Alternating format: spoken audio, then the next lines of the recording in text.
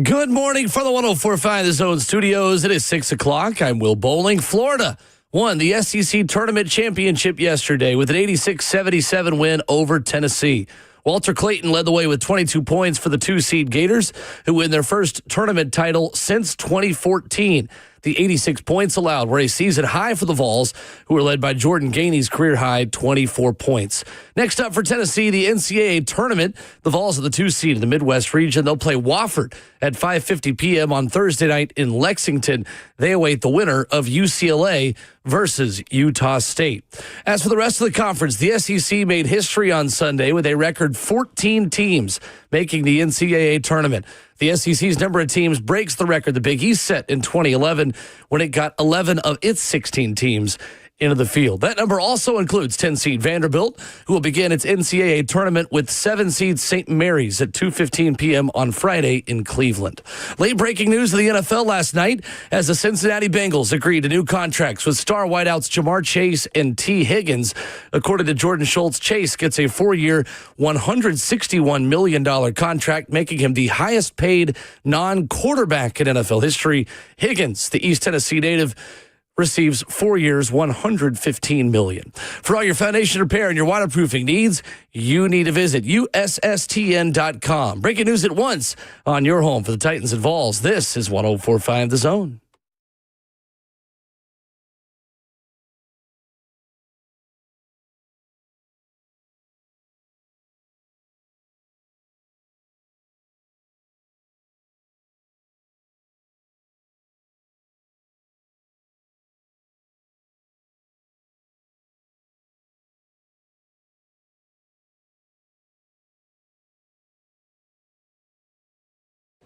Brewed by Scooters Coffee, kicking off a brand new week on RKW.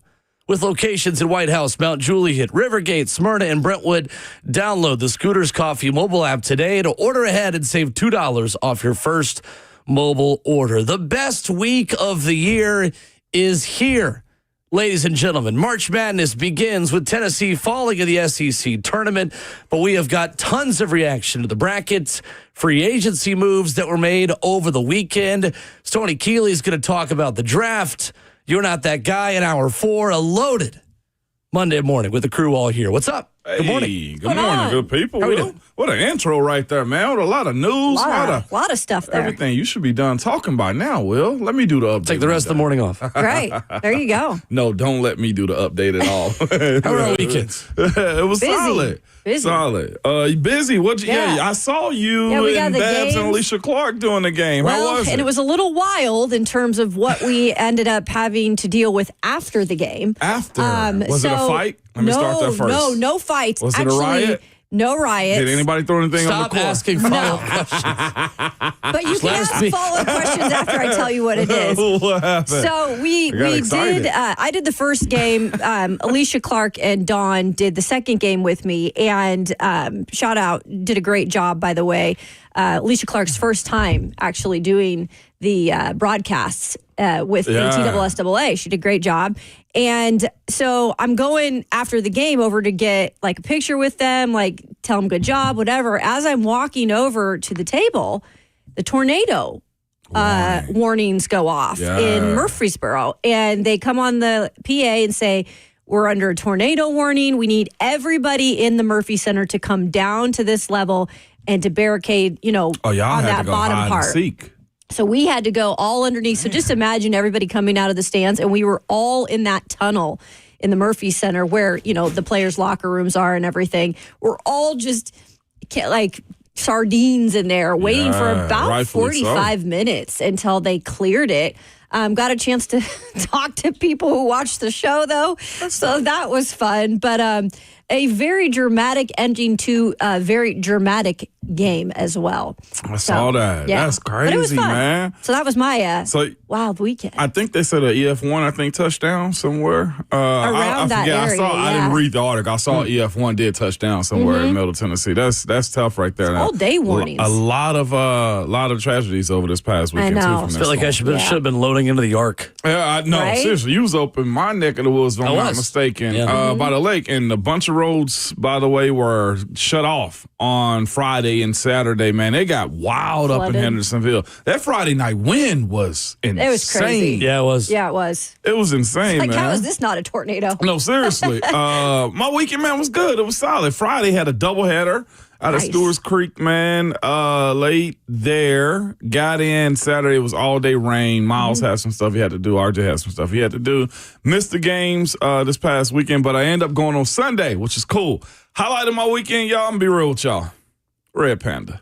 Go. Is that your first time seeing her in person? Yes. Oh, I didn't know you were she's going. so good. My brother, I went yesterday. He posted on Instagram. I didn't see that. Yeah. I posted a little bit yesterday. I tried to stay out of the way. I forgot to wear my my Meta glasses from Ray-Ban, man. I was supposed to Those walk them are in. wild, They by are the way. wild, but I was gonna video a lot of record a lot of stuff going into the arena yesterday. It was fun times. Even though the Vols took a L, I absolutely enjoyed Ram Panda. I was sitting up there with some folks.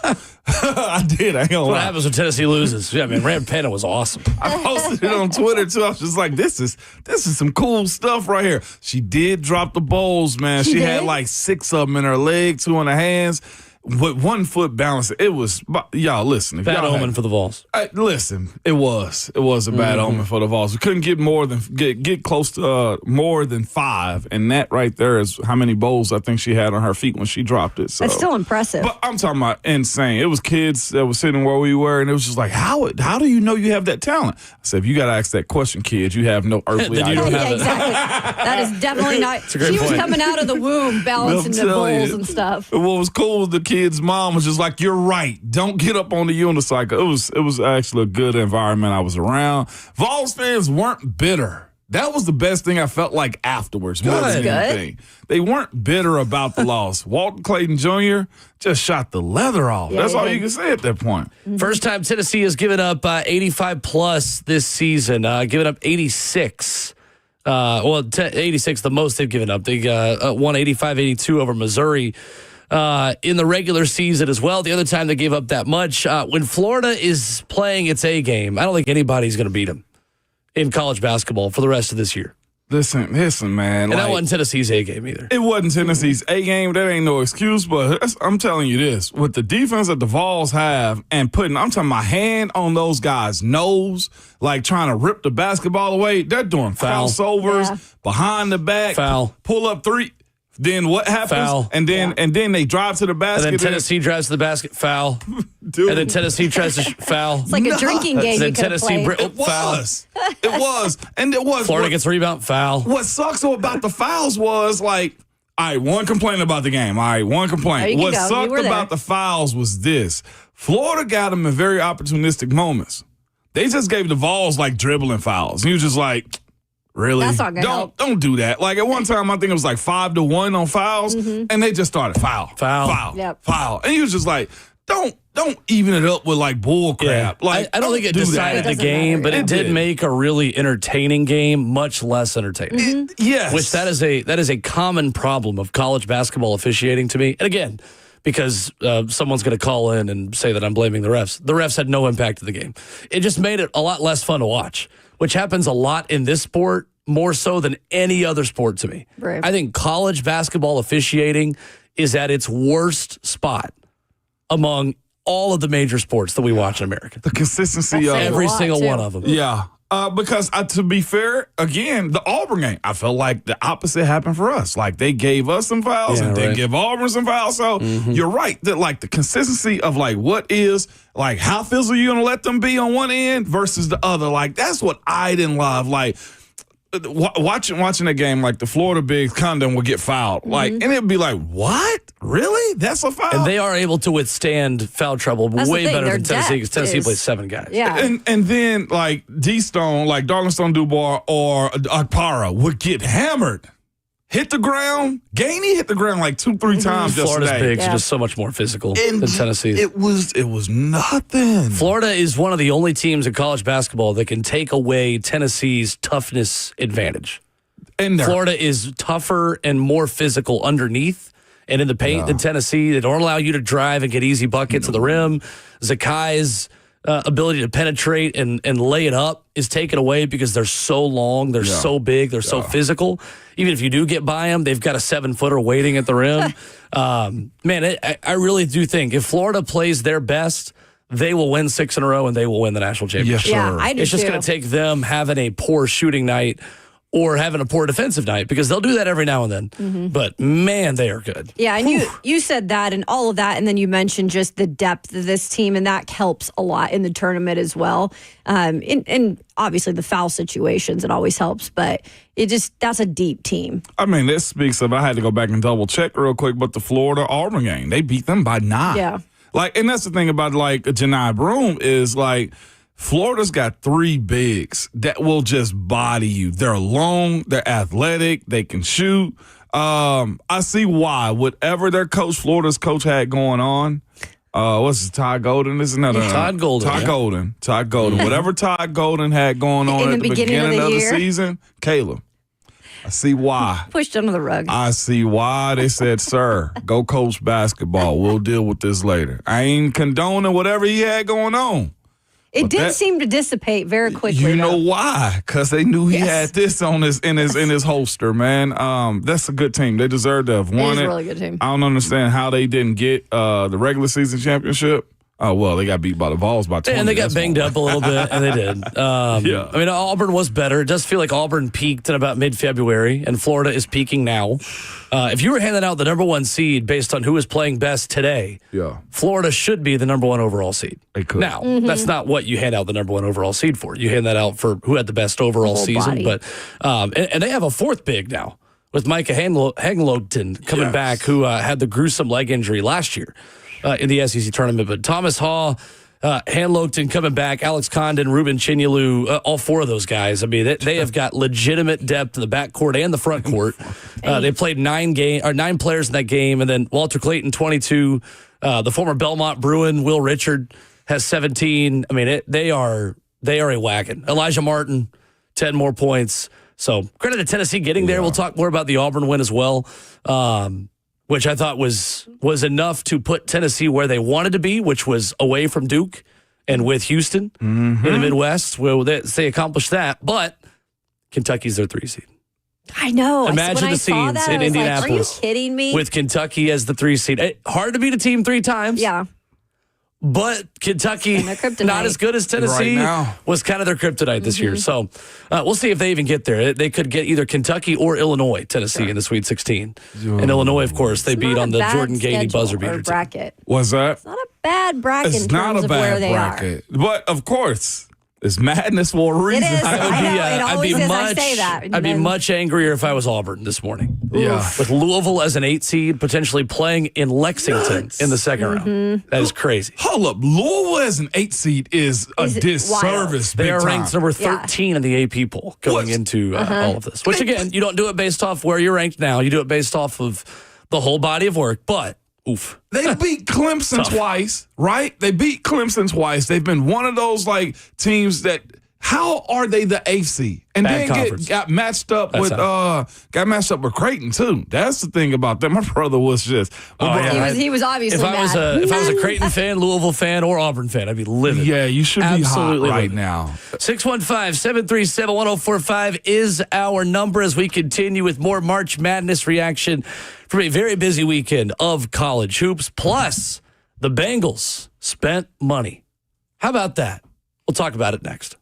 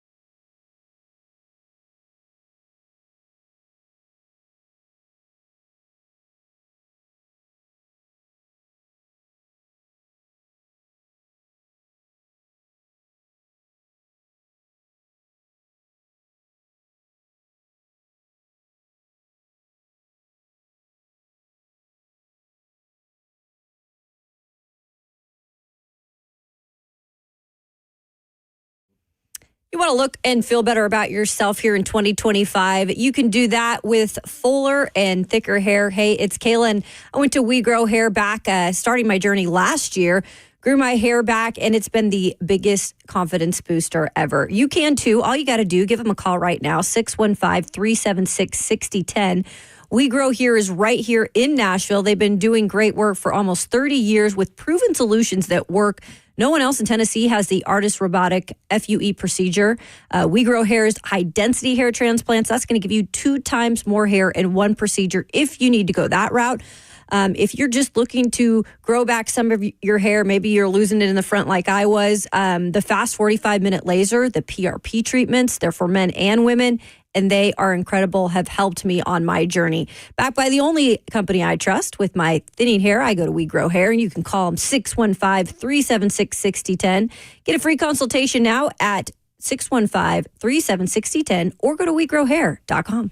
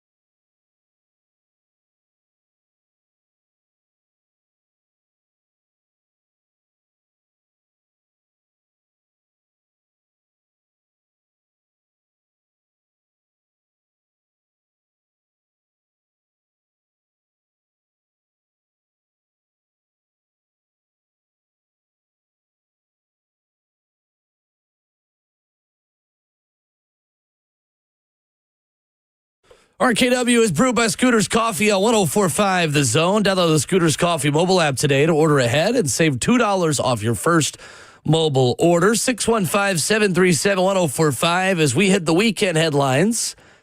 And in 1 hour, talk wide receivers with Stoney Kelley this morning in the NFL draft. Looking forward to that.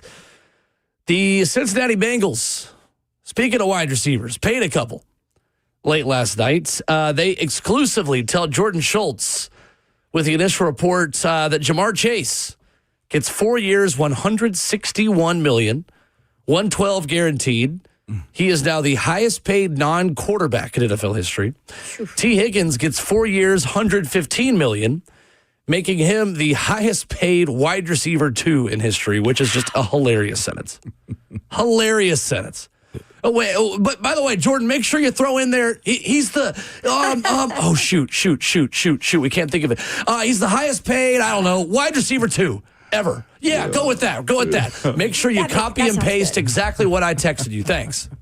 Pretty much. That's how they do it, isn't it? This is wild, though. Like, I did not expect to wake up to this morning when I was going through my tweets. And I was like, okay, well, as much as people have dogged, including us on the show, Cincinnati, for not paying players, are they finally starting to try to catch up with the times? Because this is definitely something I did not expect, with it coming at the same time paying those two players. Now, they still have other things they need to do, but these are 2 important pieces to Joe Burrow. He's probably made that clear.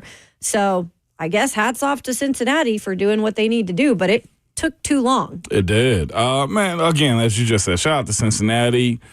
T. Higgins, man, Tennessee native, Jamar Chase, best wide receiver, top 2 in the league, potentially at this point right now in his career. Cincinnati did all that just to not have a defense, though, is where I go. Exactly, right?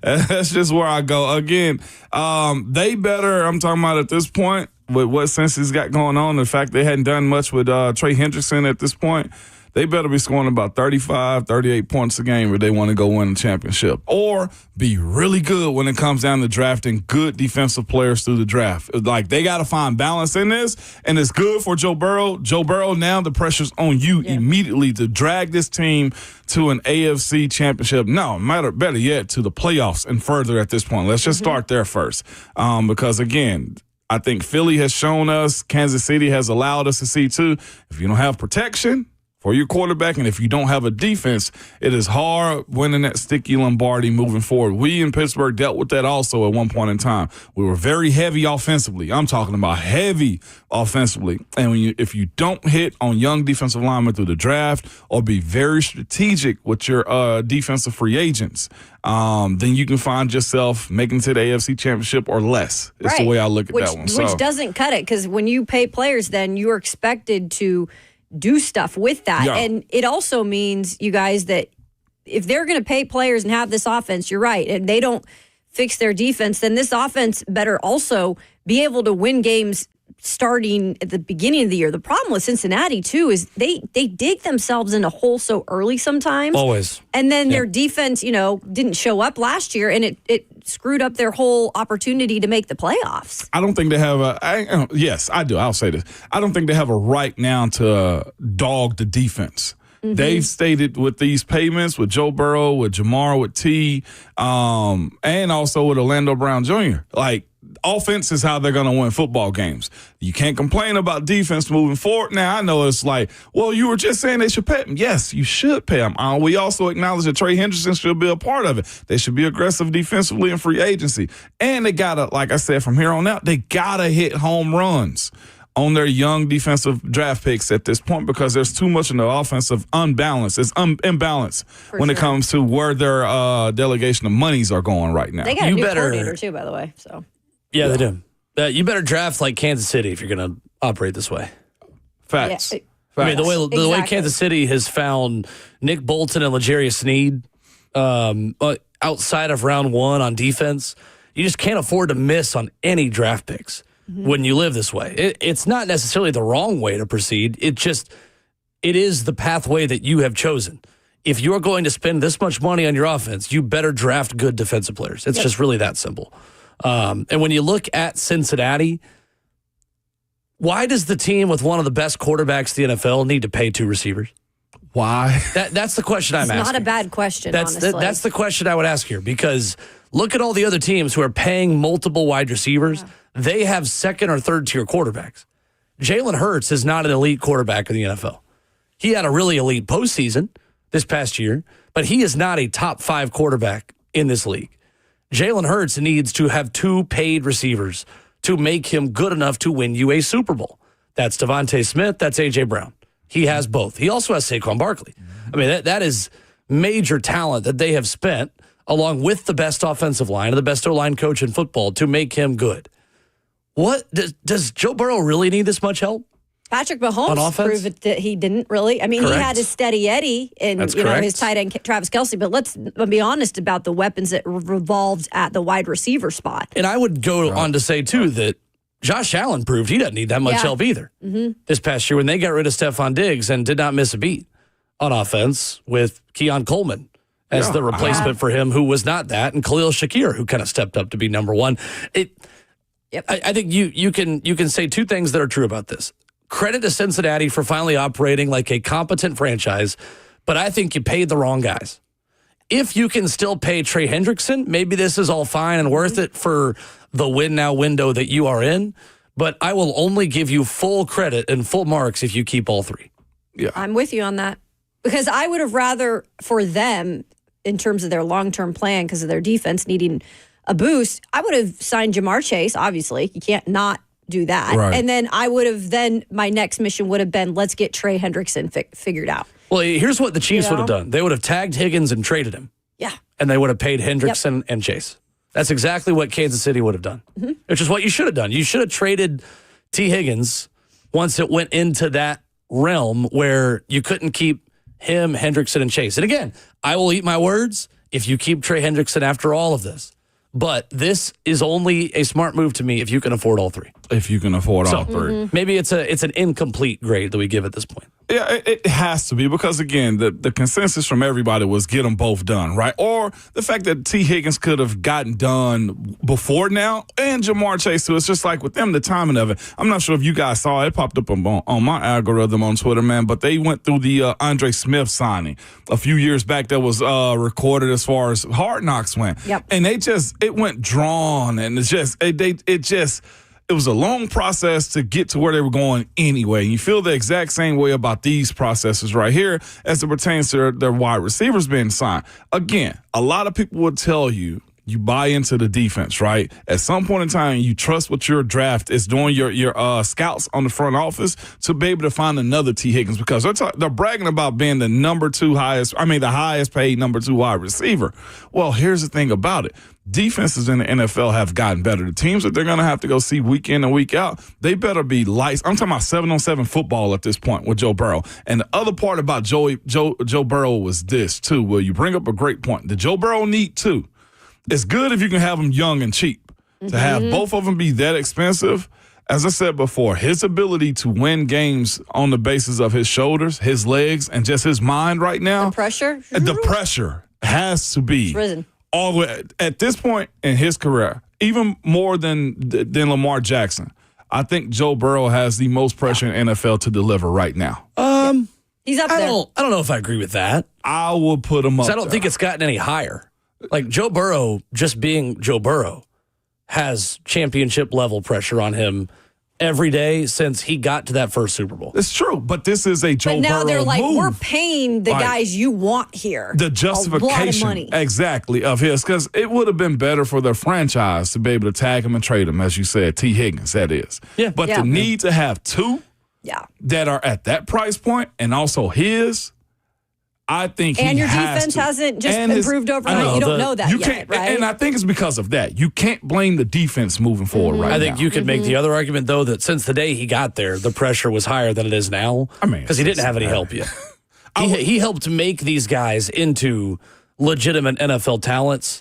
And honestly, like, Joe Burrow's not my concern about that team. I mean, as long as Joe Burrow has 2 ACLs that are intact and a shoulder that is healthy and all of those things, I just don't want to see it be to what we've seen this past season.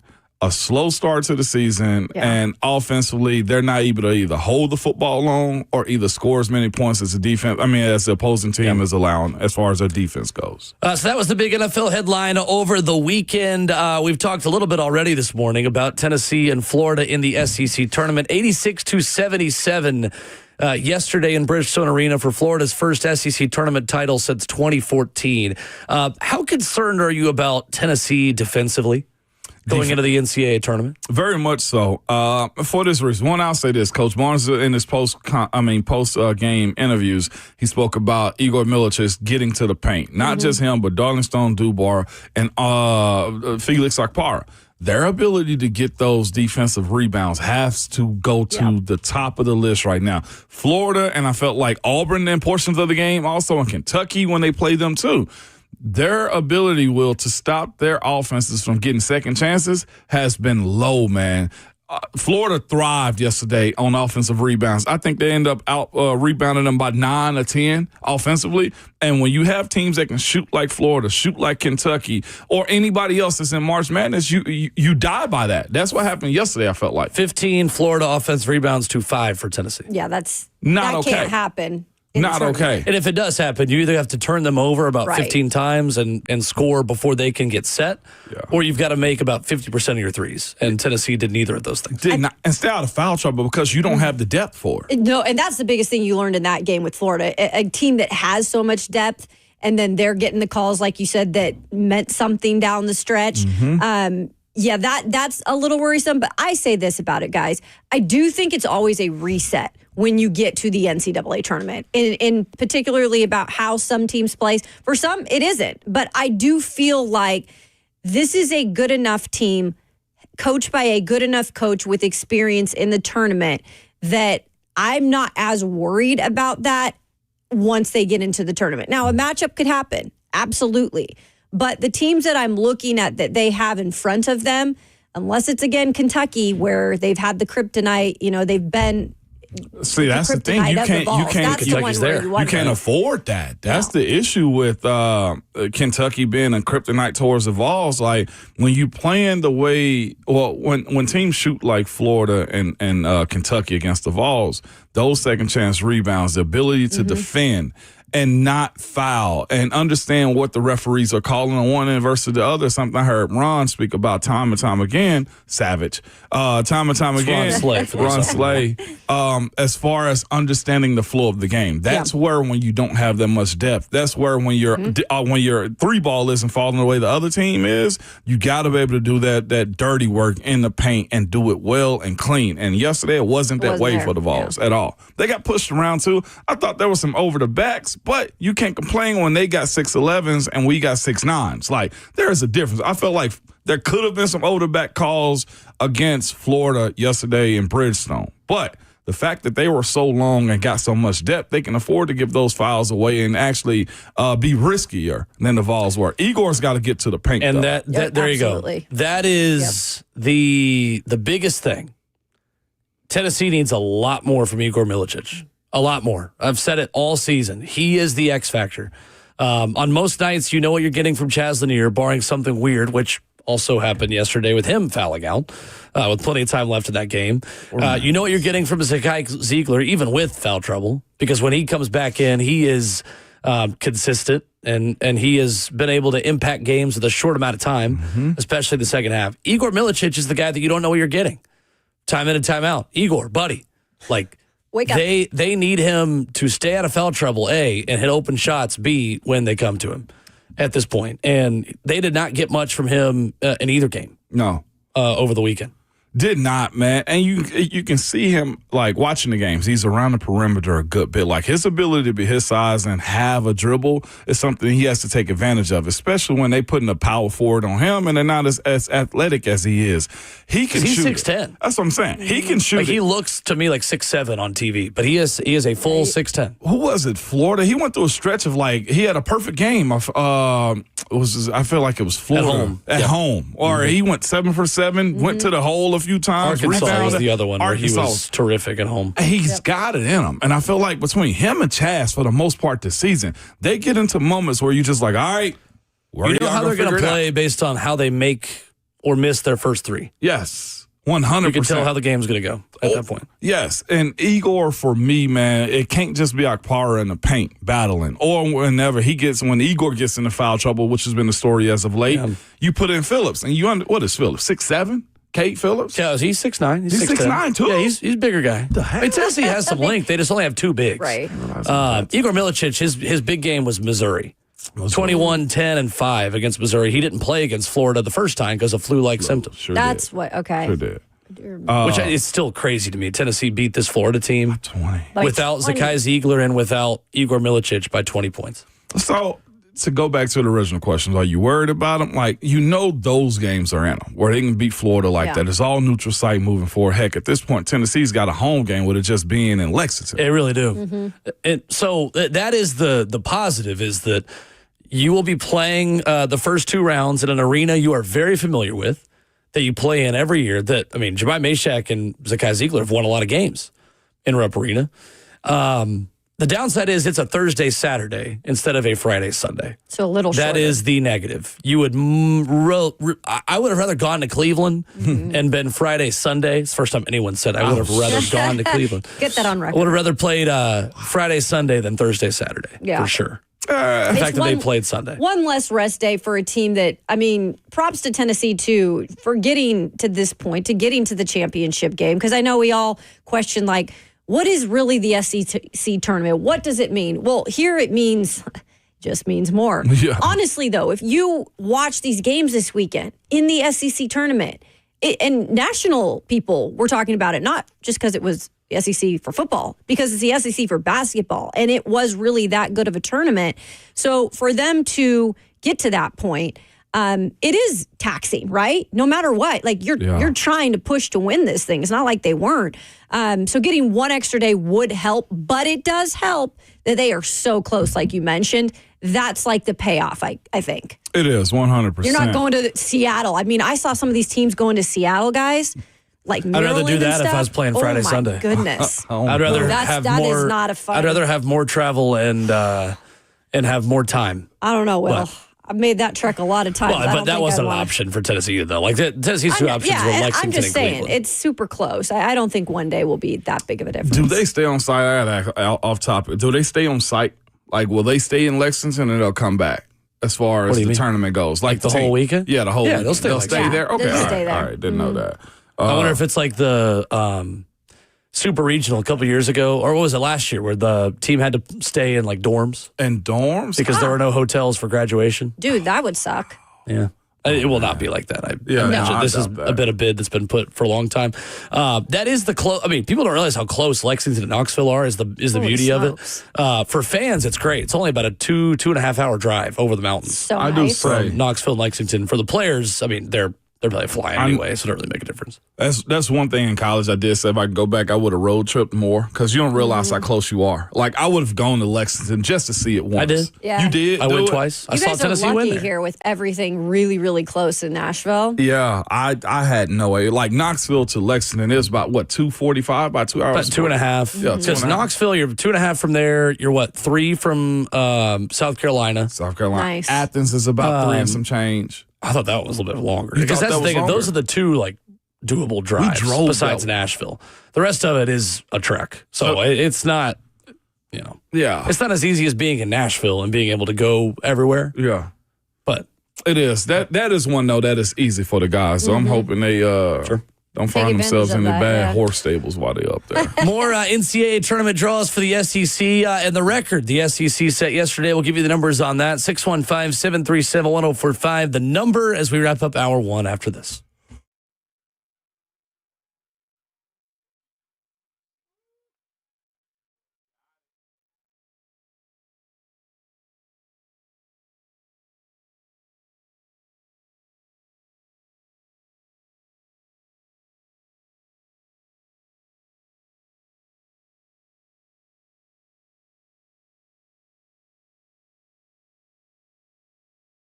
It's Ramon Foster for United Structural Systems. You guys know they are awesome for foundation repair and waterproofing, man. So I got a 5-star review from Matthew, man, in Lafayette, man. He says, I went through the process extremely stressed out, feeling like my home was falling apart and going to financially break me. I got multiple quotes from multiple companies. Not only did USS provide a substantially lower quote, but they spoke to me in a way that I could understand the problems that I was experiencing. He said they didn't try to upsell me or talk me into things I did not need. Once scheduling got a hold of me, they had workers on the scene within days to repair my home. And they said they just like to give a shout out to DeMarcus, Ajan, and Nashad, man. Said they were awesome on and helping repair his home. Listen, if you have foundation repair or waterproofing needs around your home, man, do like Matthew and Lafayette did, man. Reach out to the company I trust at United Structural Systems. Go to USSTN.com. That's USSTN.com. Or you can call them at 615-488-7855. United Structural Systems.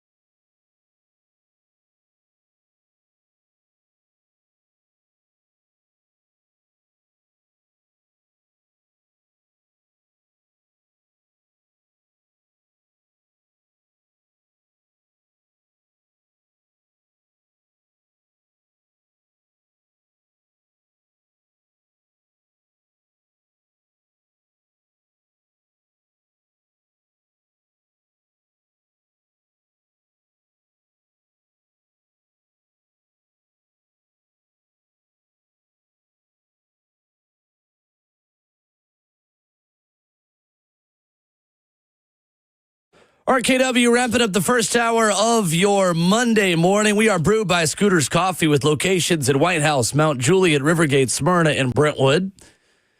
SEC confirmed basketball conference. 14 teams official in the NCAA tournament field. All 16 teams, guys, both top 100 of the net rankings and KenPom. Woo-wee. This season, 184 and 24.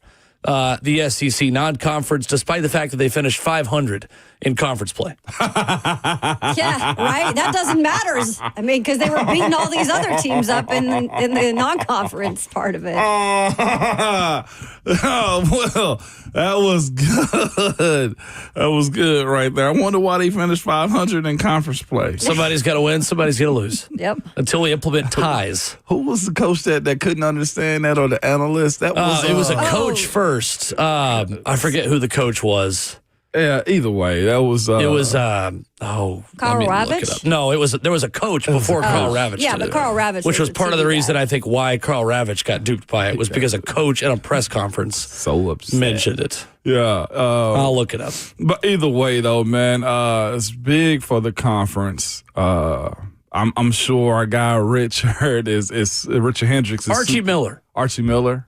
Archie Miller was the one who got Sean duped by Miller's it. brother, okay. I'm sure our guy Richard Hendricks, man, is very excited because this solidifies his soapbox he went on with us a couple weeks ago when he talked about the SEC being historically good at basketball as a conference, man. Savage, I'm sure, is elated about that, too. I saw a little bit of the SEC Now last night. They were discussing it with the coaches and whatnot. Mm-hmm. This is big for the SEC.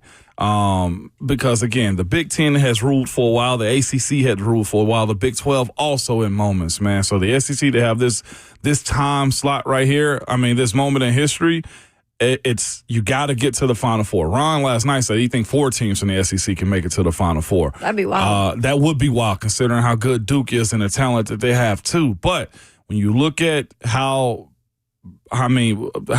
big of a gauntlet it was for all teams to make it to this point to get 14 in and to survive that too. Yeah. Only ones that didn't make it in, I think, South Carolina and LSU. LSU just didn't have the talent for it this year They in were general. garbage this season. But this, That's right, yes. South Carolina, you're the second best team that didn't make the tournament in the SEC. Something to be proud about. It was. I mean, it's Which means you finished last. But- You're the second best team that didn't make the tournament. In all You seriousness, got to see them go deep, though, is what I was going to say. no, in the end. you have to. And, Greg Sankey has emphasized this the past 2 years, but now you got 14 teams in. You're breaking records with that.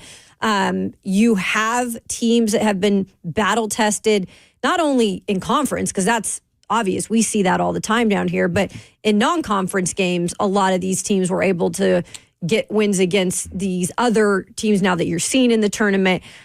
I might be just too close to the situation, but when I was going through the bracket last night, just trying to kind of figure out what the picks were going to be, because we all love doing that this time of the year. It was wild, though, to look at the SEC schools and to not say, like, they are favored over a lot of these other teams. And anything can happen in March Madness. That's the point of it. And that's why it's so hard to get to the Final Four and for an SEC team to win it. But I think by far this is the year that they have the best chance at not only getting a lot of teams to that point, but to having a championship come out of the SEC. It's going to be interesting because I feel like you could go one of two ways. I feel like they might just be so exhausted from beating each other up all season, or it makes you battle-tested enough to go on a run and win a natty. Yeah. I genuinely have no clue how it's going to go. I think there is a scenario out there where all these SEC teams, though, are just fried. Just totally exhausted. And I hate to see that. By the end of this season. I can see that, but other than like the Vols, the depth part of most of these teams though play a huge part. Yep. I mean, from A&M to Auburn, I mean Florida, they that's where I feel confident and knowing that those squads can really play. Now Tennessee having to play a real tight, close, like competitive game over the duration of this tournament is something that has to be seen. Like you said, it's 6 to get to the championship, man, or 5 to get to it. And it's about sustainability for the Vols to me, if I'm being selfish on the Vols. Bama, I think, has it in it. And, of course, Auburn with Janai Broome. I mean, they got what it takes as far as the players, the skill shot, the front and back court, and the coach, too. That's the thing about it for me, too, is the coaches in this have the experience on making it to it, from Bama to Bruce Pearl to watching Rick Barnes finally potentially get to one. And Florida, I mean, to me, I feel like they're the most bulletproof team in this tournament so far. So if you look at the SEC teams beyond the top 4, which obviously is Florida, Tennessee, Auburn, and Alabama, who is the team with the best Final Four chance outside of that top 4? Outside of the SEC. top 4 in the SEC, I'd probably go Kentucky. Interesting. Kentucky obviously matched up with Tennessee, which we'll talk about in a minute when we look at Tennessee's draw. Kentucky is one of the most fascinating teams to me in all of this. Mark Pope does not have a lot of NCAA tournament success as a head coach at BYU. Kentucky as a program, albeit with none of these players, has had a lot of NCAA tournament success the past couple of years. They, to me, are a team that could go all the way or get bounced in the first round. Yeah. With the way that they shoot threes, the way that they're better defensively when Lamont Butler's out there, but the way that they don't defend, because I thought they could have won the whole thing this weekend as well, could have if everything went to plan, and then they got absolutely pantsed by Alabama. They did. It's them or A&M also. A&M, interesting. Yes, okay. A&M. Although I did see on the selection show. Apparently this Yale team is just as physical as they are, too. They were talking about that on CBS. Don't underestimate those Ivies. They beat Auburn last year. Yeah, exactly. That was a topic of conversation. But A&M being as physical they are with the bigs that they have also, I see them being a team that can make a push out of it. So, but each team has the deficiency to, like, I look at Ole Miss as a 6th seed. They have the exact same issues, too, as if their shots aren't falling, can they actually make hay in the paint, too? Those are the issues that they're going to have as far as making it out past a team like Iowa State. What about Arkansas, just with the experience that John Calipari has? Yeah. And just, I know they've played better as of late in terms of they were nothing even close to they got being healthy. A good team early on, right? Yeah. I'm bringing out other teams here, looking at the bracket. They've run in, obviously, they've got a difficult task in their first game out of the gate.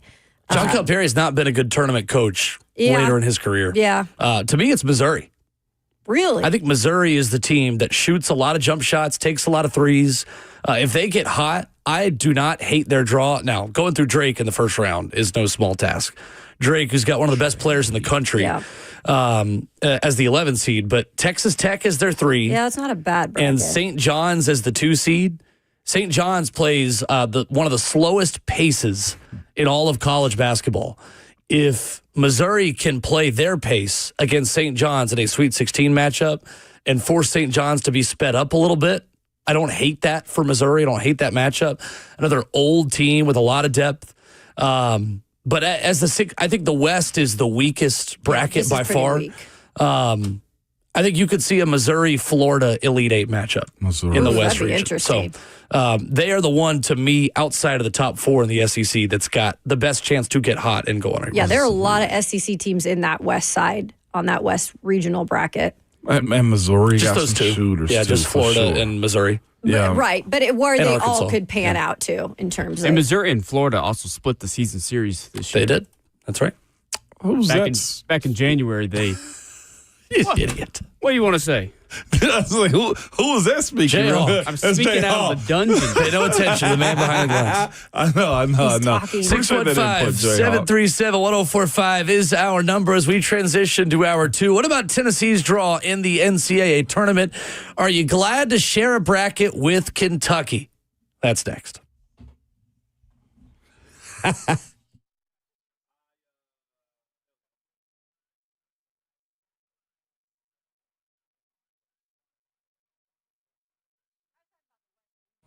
It's Ramon Foss for Hiller Plumbing, Heating, Cooling, and Electrical. Good people, man, they've been here since 1990, man. Our family-owned and operated.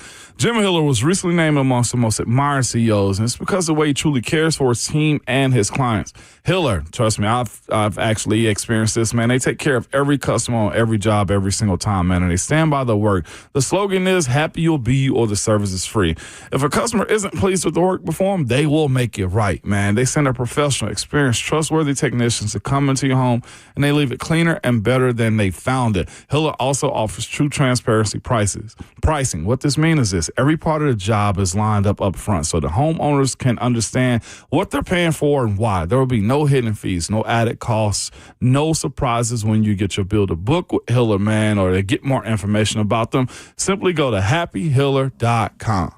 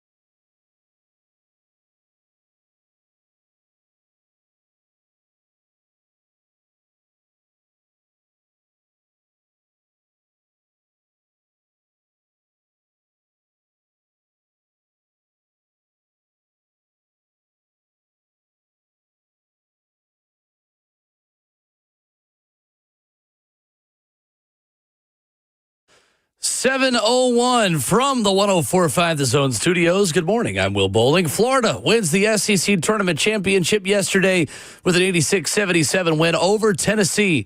Walter Clayton led the way with 22 points for the two-seeded Gators, who won their first SEC tournament title since 2014. The 86 points allowed were a season high for the Vols, who were led by Jordan Gainey's career-high 24 points. Next up for Tennessee, the NCAA tournament. As the Vols are the two-seed in the Midwest region, they'll play Wofford at 5:50 p.m. on Thursday night in Rupp Arena in Lexington, as they also await the winner of UCLA versus Utah State. As for the rest of the conference, the SEC made history on Sunday with a record 14 teams making the NCAA tournament. The SEC's number of teams breaks the record the Big East set in 2011 when it got 11 of its 16 teams into the field. That number also includes 10-seed Vanderbilt, who will begin its NCAA tournament with 7-seed St. Mary's at 2:15 on Friday in Cleveland. Late breaking news of the NFL last night as the Cincinnati Bengals agreed to new contracts with star wideouts Jamar Chase and T. Higgins. According to Jordan Schultz, Chase gets 4 years, $161 million, making him the highest paid non-quarterback in NFL history. Higgins receives 4 years, $115 million. For all your foundation repair and your waterproofing needs, you need to visit USSTN.com. Breaking news at once on your home for the Titans and Vols. This is 104.5 The Zone.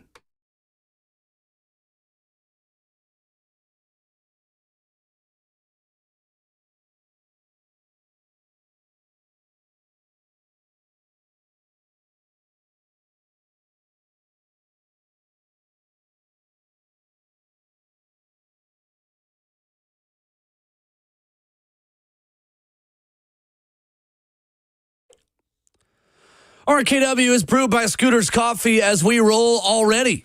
After a quick opening 60 minutes into hour number 2 with locations at White House, Mount Juliet, Rivergate, Smyrna, and Brentwood. Download the Scooter's Coffee mobile app today to order ahead and save $2 off your first mobile order. Crew's all here. Stoney Kelley's going to be here in 15 minutes talking wide receivers in the NFL draft with us coming up at 7:20. We stream the show live on Facebook Live, YouTube, Twitter, or Twitch. You can enter the comment section, and you are in the FNM Bank chat. Tennessee falls to Florida, but with a win over Auburn, plays itself into the top overall 2-seed in the Midwest region with Houston. Was the weekend a success overall, guys, for Rick Barnes in Tennessee? Well, it's a success. I mean, you didn't win it all. I know it was the point of it, playing the tournament. The success was gearing your team up for the number 1 team in Auburn. I thought that was a huge highlight, man, on the weekend. I'm not sure if I'll say this. Bruce Pearl in his post-game press conference, man, was hilarious. He's talking about using that as motivation. Like, whatever he said, whoever the reporter was that asked him, is it a letdown what Auburn has going on? I know he's going to use that as a video for the rest of this tournament. But the Vols beating them, I thought was huge. Playing big the way they did against Janai Broom and that group that they have over there, I thought was significant. I thought it was a little bit of letdown going into the Florida game. But all in all, a good weekend. You know what you're capable of is what I would say, especially against those two teams, Florida and Auburn. Tennessee definitely, I think, got the better draw as far as being able to compete. It just fell short against Florida. Yeah, I think overall it was a good weekend for the Vols in terms of how it can set themselves up in the tournament. You're right. You got a little bit of a confidence booster with the Auburn game. The Florida game didn't go like you would have liked it to go, but I still think playing like as much as you can without getting worn out, like there's two different things when it comes to getting into the tournament. I think sometimes it's not always great to be bounced early, right? It just depends on the type of team that you have. I also think that losing to Florida, the way, they can maybe take some stuff from that as well as, hey, these are the things we absolutely cannot do. This is production we need from these players going into this tournament. But then when you think about it, where they landed with the number 1-2 seed is perfect. I mean, it's right up the road. Will mentioned it in terms of a driving distance from Knoxville, like 2 hours or so.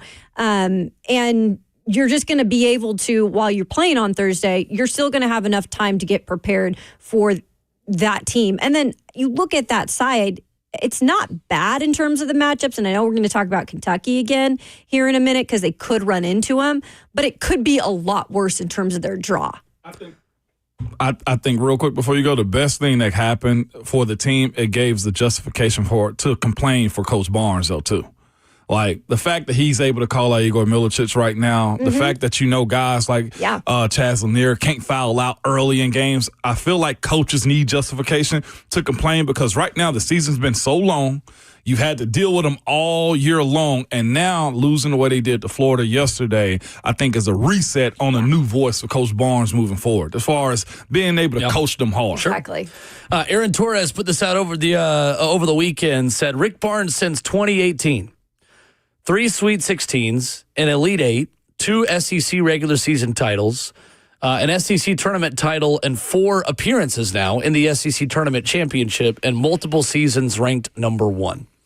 It is time to retire the Rick Barnes in March narrative for good. Aaron Torres writes over the weekend. I totally agree.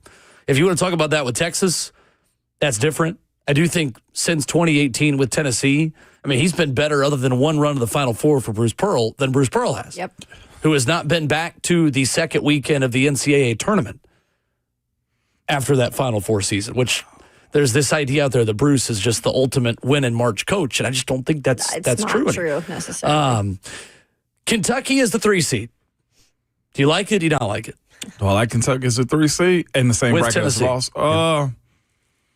Man, it's hard to beat a team 3 times. I'm going to say I like it right now. I do. I'll be completely honest with you. Like I said, as far as them losing the way they did in the tournament, in the SEC tournament, I feel like the justification for what the Vols have to do, Coach Barnes can overly say that right now. He can really hammer it home, and having the idea that, look, they beat them at home and they beat them in Lexington also. That, to me, says, like, this time around, they should be good to go, Will. I like it. Am I a little bit skittish? Am my BVS is flaring up a little bit? Hell yeah, it is. All right. But the idea that you may have to potentially face Kentucky. Yes. And the other side of it for me is, which Kentucky team are you going to get? You're going to get the one that shoot lights out in the tournament. I mean, they continually shoot lights out against the Vols every time they see them. But anybody else, I feel like Kentucky will slip up with. So, yes, I'm like Kevin McAllister and Home Alone. I'm not afraid anymore when he was down there with the dungeon. So, yeah, I'm into that, Will. I don't love it. I will say when I looked at the bracket and I saw that obviously they could meet up, I'm like, really? In every team that's in this entire tournament, 64 teams or, 63, not including Tennessee, that 68 total now. Or, you could possibly get matched up with a team that you just have not been able to figure out this year. Like, they've clearly had your number. And I understand what Ramon's saying. It is very difficult to beat a team 3 times. And you don't always know what that team is resetting going into the tournament. Like, it could be a complete reset for Tennessee in terms of how they handle Kentucky, or Kentucky could just be like, we know what we need to do against the Vols. They've played better defensively, in this second part of the season as well, in terms of Kentucky. I don't love it. Do I think Tennessee could get them, though, in the tournament? Yeah, because 3 times a charm, whatever you want to say. I just would rather have seen another team at this point. Depends on how healthy Lamont Butler is. When you look at why Kentucky has gotten better defensively, it's because Lamont Butler got healthy. 11.9 points per game, 4.5 assists per game. Hurt his shoulder again in the SEC tournament. Mark Pope saying before the Alabama game, they got the best possible news about him. They feel like they will get him back healthy for the NCAA tournament. If Lamont Butler plays, I think it's a really difficult game again for Tennessee based on the style that Kentucky plays. If he's not healthy, which you can't imagine he's 100% even if he does play, then I really like the matchup for Tennessee. I think it all comes down to his health, because I don't think Kentucky, and I know they beat Tennessee once without Lamont Butler in Knoxville, I don't think they could do that again. I would have my money on the Vols in that rematch without him on the floor. Again, I didn't think they'd lose twice to him. I thought they'd at least get him once, but to me, it was almost like the game in Rupp went the way a lot of Tennessee-Kentucky games go, because that's a tough place to play. Absolutely. And the game in Knoxville was really kind of the weird one. Like, when you really break it down, they made some unbelievable shots in that game. And they did erupt too, but like that's their home gym. The outlier really was the Knoxville performance. I would bet on the Vols to get the job done on a third try against Kentucky. I really would. My initial reaction was, oh no. The more I've thought about it, the more I've taken the emotion out of it, the more I actually think it's honestly probably a good thing for Tennessee, having an opponent they're familiar with and not a new scout and a new challenge that's totally different. You know what you need to fix against Kentucky. You just got to go do it. Sure. That's better to me than having a complete unknown. I mean, in Knoxville too, Will, they shot 50% from the three-point. They were hitting it was a very difficultly contested 3-point shots in Knoxville that was not even terrible defense for a lot of them. It wasn't. I felt that yesterday too against Florida. Like hands in the face yesterday, and they still was knocking them down. So, all right, let's go ahead and take our medicine. Gator Mike, 615-737-1045. Good morning, there Mike. he is. Good morning, Mike. You know, if I knew Justin better, I'd have him be playing like we won't back down right now. No, that's okay. We are in control of what goes over the airwaves. We're good. We would have respectfully declined. You know, I got to get Kayla her Ruben Chinyelu jersey. Yes. You know, Yes. I mean, me and Kayla Why is are that? ready for the run. You know, but I got to tell you, Oh, of course. I went Friday night, and of all people, I don't know if you saw my social media, who was in my suite, Will. Oh. I did not. Big Albert Hainsworth. Oh. And so I'll send you the picture later. He's giving me, I thought he was pointing to my Gator logo when we took the picture, covering it up. Afterwards, it's the, what do we call the one gun salute to the Gators lovely. on my thing. So, Fantastic. Yeah, Big Al. He was a great guy, though. But, man, I'm telling you, this team is just so special. Great game yesterday, by the way. Obviously, great home environment for Tennessee. I got to go with a buddy. It was just a great game back and forth. But, yeah, you're right, Ramon. It was like those guards, I mean, they were on. The big guys, you know, I think the one thing that hurts Tennessee that can give Kentucky a chance, but I'm like you, Will, I even with Lamont Butler, I think Tennessee will win that game just because what they have to not do is get Tennessee's big men so far away from the basket where the guards can drive. Because how many times did we see that, you know, that's what we were saying. They weren't getting anything in the paint. That's what Ole Miss did, too. Tennessee. Yeah. And the Florida guards were driving, especially that backdoor cut and stuff. But anyways, it was just a great environment. But, man, I just tell you, this depth on this team and the development. I mean, obviously, like, Chinyelu's playing lights out for a big man from the first of the year to now. You get those 6 guys coming off the bench and Denzel Aberdeen and Thomas Howe. It's just, I mean, I'm ready for a good run. I like our draw. Could be a little tough in the middle there with the second round game with UConn and I forgot who the other one was. But I like our overall draw. But I was just glad to see Todd get it done, you know, because obviously they had all been Billy Donovan. So hoping for a special year. But I just wanted to call, give my respects. All the ball people were nice around me. And good luck to the Vols in the tournament as well, my friends. Appreciate that, Gator Mike. Thank you, Mike. Thanks, Appreciate Gator the Mike. call.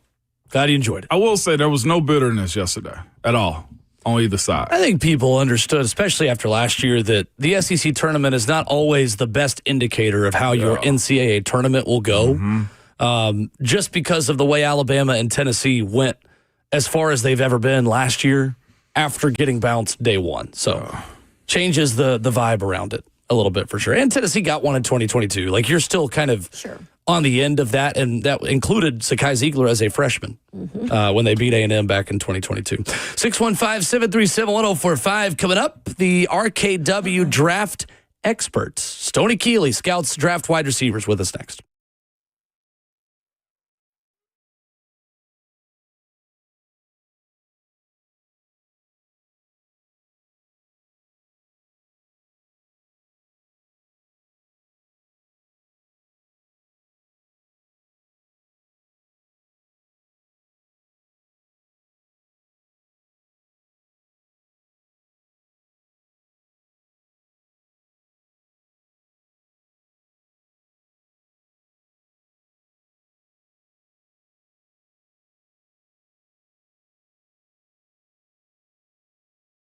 Hey, it's Will Bowling. Is your home's air conditioning ready to keep up with the warmer months ahead? Our friends at Lee Company have you covered. One of their expert technicians will perform a 22-point inspection, as well as seasonal cleaning and maintenance to help you stay ahead of Mother Nature. And right now, you can enjoy $30 off your next air conditioning visit. Don't let your AC fail this spring and summer.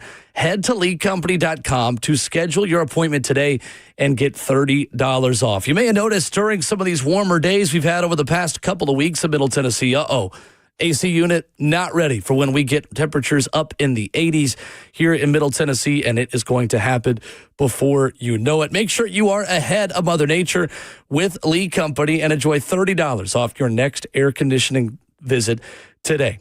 Call them at 615-567-1000 or head online to leecompany.com. That's Lee Company, all you need.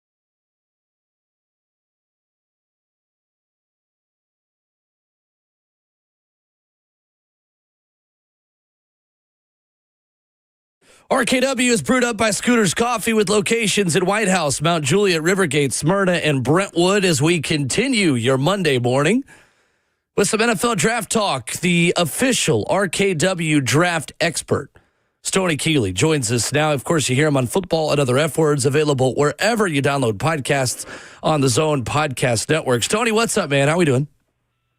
Doing well this morning, Will. I don't know. It sounds like there's a basketball tournament going on or something. Yeah. I mean, I hope I'm not interrupting you guys this morning. I know you have been deep in film, so I from the cutting room floor, I don't blame you in not knowing that there is a big basketball tournament going on. Some would say, Stoney, the best 2 days of the year, Thursday and Friday, happened this week with the tournament. But, you know, I know you're watching run blocking film from wide receivers to get ready for the draft. Yeah, I'm told the SEC is a basketball conference now. That's some breaking news. Yeah, basketball, baseball, gymnastics, what we're known for. That's correct. Yeah. Gymnastics. The Big Ten still in football. Gymnastics, too? Yeah. Oh, no, you need to. Yeah. Absolutely. Absolutely. And Very good softball with Oklahoma now gymnastics in the programs. conference. Yeah. Interesting. Stoney, as we look at wide receivers this morning, I know you tweeted out a couple of your top guys on Twitter yesterday. Why is Travis Hunter at the top of your board at wide receiver? I feel like he's just a unicorn in terms of the speed and the utility. Really nasty outside release. He can have some trouble with the more physical press man coverage style, but this is a guy to me that I think can be deployed similarly to how the Bengals deployed Jamar Chase. I think he has that kind of speed. Maybe he needs to bulk up that frame a little bit, but he's a guy that you can move around the formation. He can win right off the line of scrimmage. He can take the ball deep. He does have some yak potential as well. Just a really rare combination of speed and athleticism for me. I also think he's kind of underrated when it comes to his body control. He can pluck the ball with his hands from outside of his frame. Really good, nifty movement ability. I just think he's a really good athlete that, sure, maybe you have to teach him to run more refined routes and you teach him to be more active with his hands to fight off press man coverage. But he's just a really, really exciting electric prospect to me that I'd be hard-pressed to draft him and not play him at wide receiver. So, Stoney, I know you and Ramon are going to have to fight about this, but Tenaroa McMillan is a very polarizing prospect. You put it out yesterday. You have got him ranked 5th among your top wide receivers. Why are you not as high on him as many others are? Well, first of all, I don't really like my odds in a fight against Ramon, so I think we can go ahead and close the book on that one. Let's just do one-on-one set. How about that? That'll do it. Is that cool? All right, there we go. There we go. That's it. I watched T-Mac's tape, and I just don't see a guy that really has the long speed to separate down the field. And I specifically noted in my evaluation of him, if you go watch the Arizona State game, those defensive backs just were not really afraid of his deep speed. They played him tough. They played him feisty. And I think to be such a big-bodied, long, wide receiver, he doesn't really use that frame to get physical with guys. And so it makes it a little easy to body him up. And if you take away the speed element, then there's not a lot for defenses to really worry about him. I think if you watch the New Mexico game when he set school records and had like 300 yards and 4 touchdowns or something like that, you might think this is the best wide receiver in college football. But a good chunk of his production came from that one game. And if you go back and watch it, there's a ton of plays where he's catching the ball wide open, that sort of thing. But I don't want it to sound like I'm just a total Tet McMillan hater, because he is Mr. Go-Go Gadget Arms. I mean, you throw that ball within like 5 yards of him, he's going to catch it. And he's got really good hands. The term I use to describe it is hand variance, which I don't know that any other draft analyst has used before, so I need to trademark that. But catches with soft hands when the situation calls for it. But, man, he can pluck the ball out of the sky. Really good ball skills, really good length. But I think the element of speed and physicality is missing from his game, and I just like the other 4 receivers better. Real quick, Stoney, when I hear big body but doesn't use his frame, I just hear Traylon Burks. Ooh. To be totally honest with you.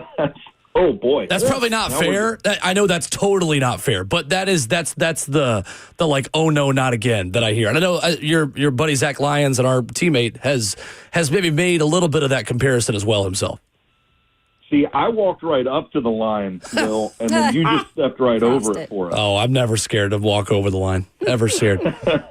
The way Stoney Kelley with us, a football and other F words, discussing draftable wide receivers this morning, man. With that being said, as far as Ted McMillan goes, I don't think the Titans will be in that conversation simply because right now they need a quarterback. And if they get a quarterback, that means the Titans probably have the ability to get a wide receiver in the second round. So, Stoney, of these guys that could fall to the second round, and I don't know how this really slated this year, but why are we speaking more about Jack Bech than a guy like Elliott, how you say his last name, Ayumanor, out of Stanford? Ayumanor. What's the differences between those two guys right now? Because I saw Bech at the Senior Bowl, and he looked really doggone good, and I feel like he could be a second-round talent for the Titans. Yeah, absolutely. I think both of those guys would be solid options for the Titans at 35. With Ayumanor, mention the run blocking, and I know people are going to cringe if the run blocking is the first thing you mention about a wide receiver. Stoney. I did. I ain't going to lie to you. I was like, don't mention run blocking, but go ahead. But I'm telling you, this man run blocks with hate in his heart, and it's so fun to watch. I mean, if you love waking up and choosing violence, Ayumanor is probably your wide receiver of choice here. But I do think he's more of a big-bodied X guy. He's really shifty. He's a really smooth runner. You can go back to, I think it was 2023, and his game against Travis Hunter is one that the Travis Hunter haters routinely bring up to say this is why the guy's not the best player in the draft, because Ayumanor really handled Travis Hunter in that game. It's really impressive stuff. He's got a little Amon-Ra St. Brown to him. That would be the ceiling comparison I would make for Ayumanor. Bech, I think, is more of your versatile, shifty kind of guy. I like a good speed variance wide receiver, a guy that can manipulate a defensive back where, there was a touchdown he had where he just walks out of his stance as if, the ball's not coming to me. I'm just going to, do what I have to get to the next play. And then, boom, the next thing you know, he plants his foot. He takes off around outside. The release up the sideline, he's wide open. It's a big touchdown. So I think he's more of a utility wide receiver, runs really hard, plays really hard. Mm-hmm. Both of these guys do. And I would not be disappointed with either if I were a Titans fan. I think the decision between those two receivers specifically would come down to your flavor of choice and what you're looking for in your offense.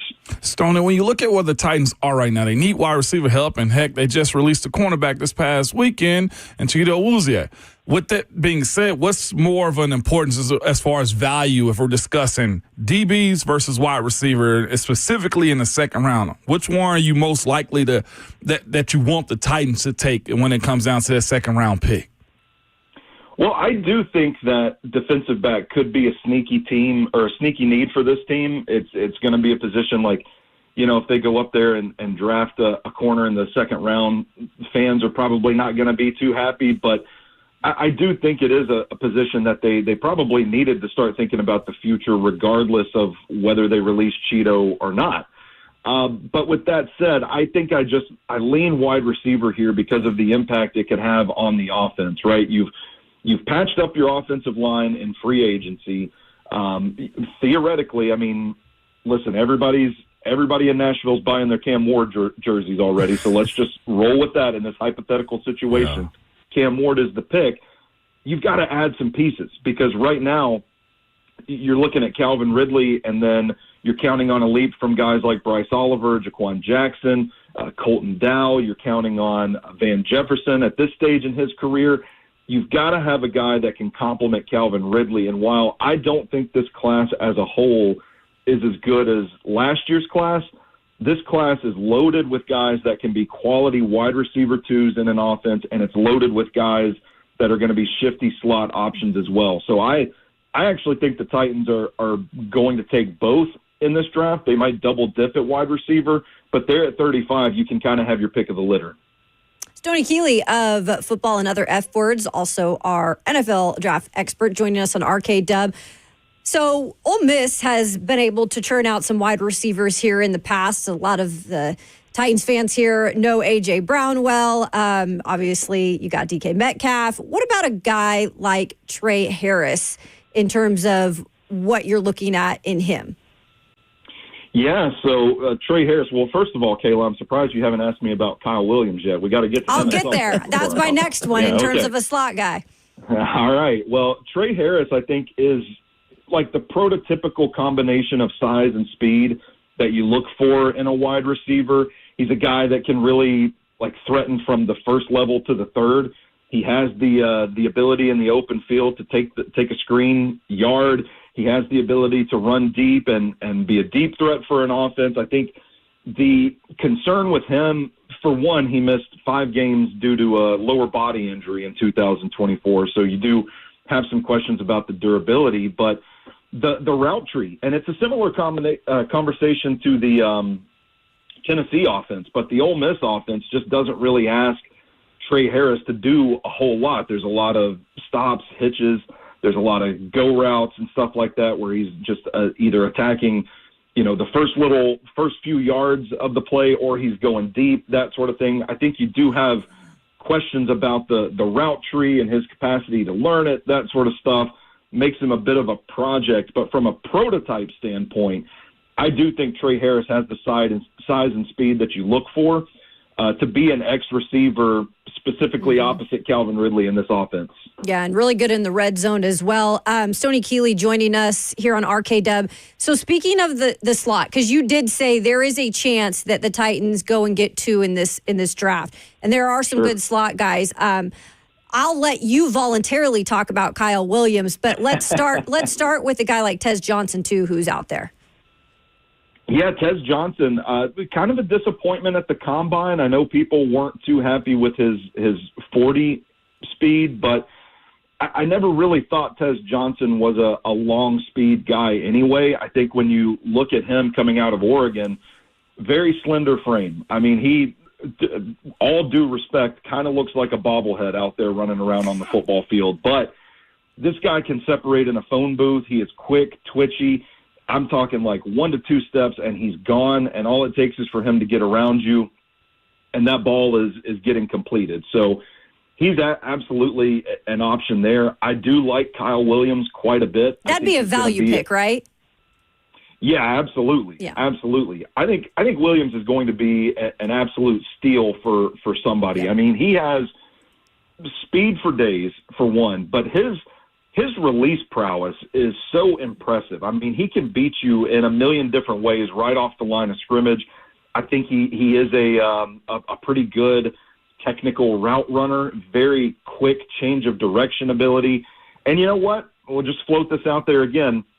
A couple of years with Cam Ward isn't going to hurt if you indeed decide to draft Cam Ward at the top of the draft. It's true.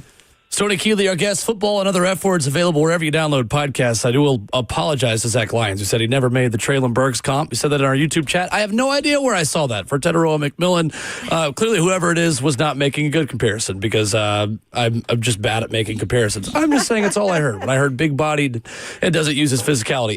Stoney, what is your crush in the back of the draft at wide receiver? Who is a guy we've not asked you about who you feel like is going to be better than where he is picked?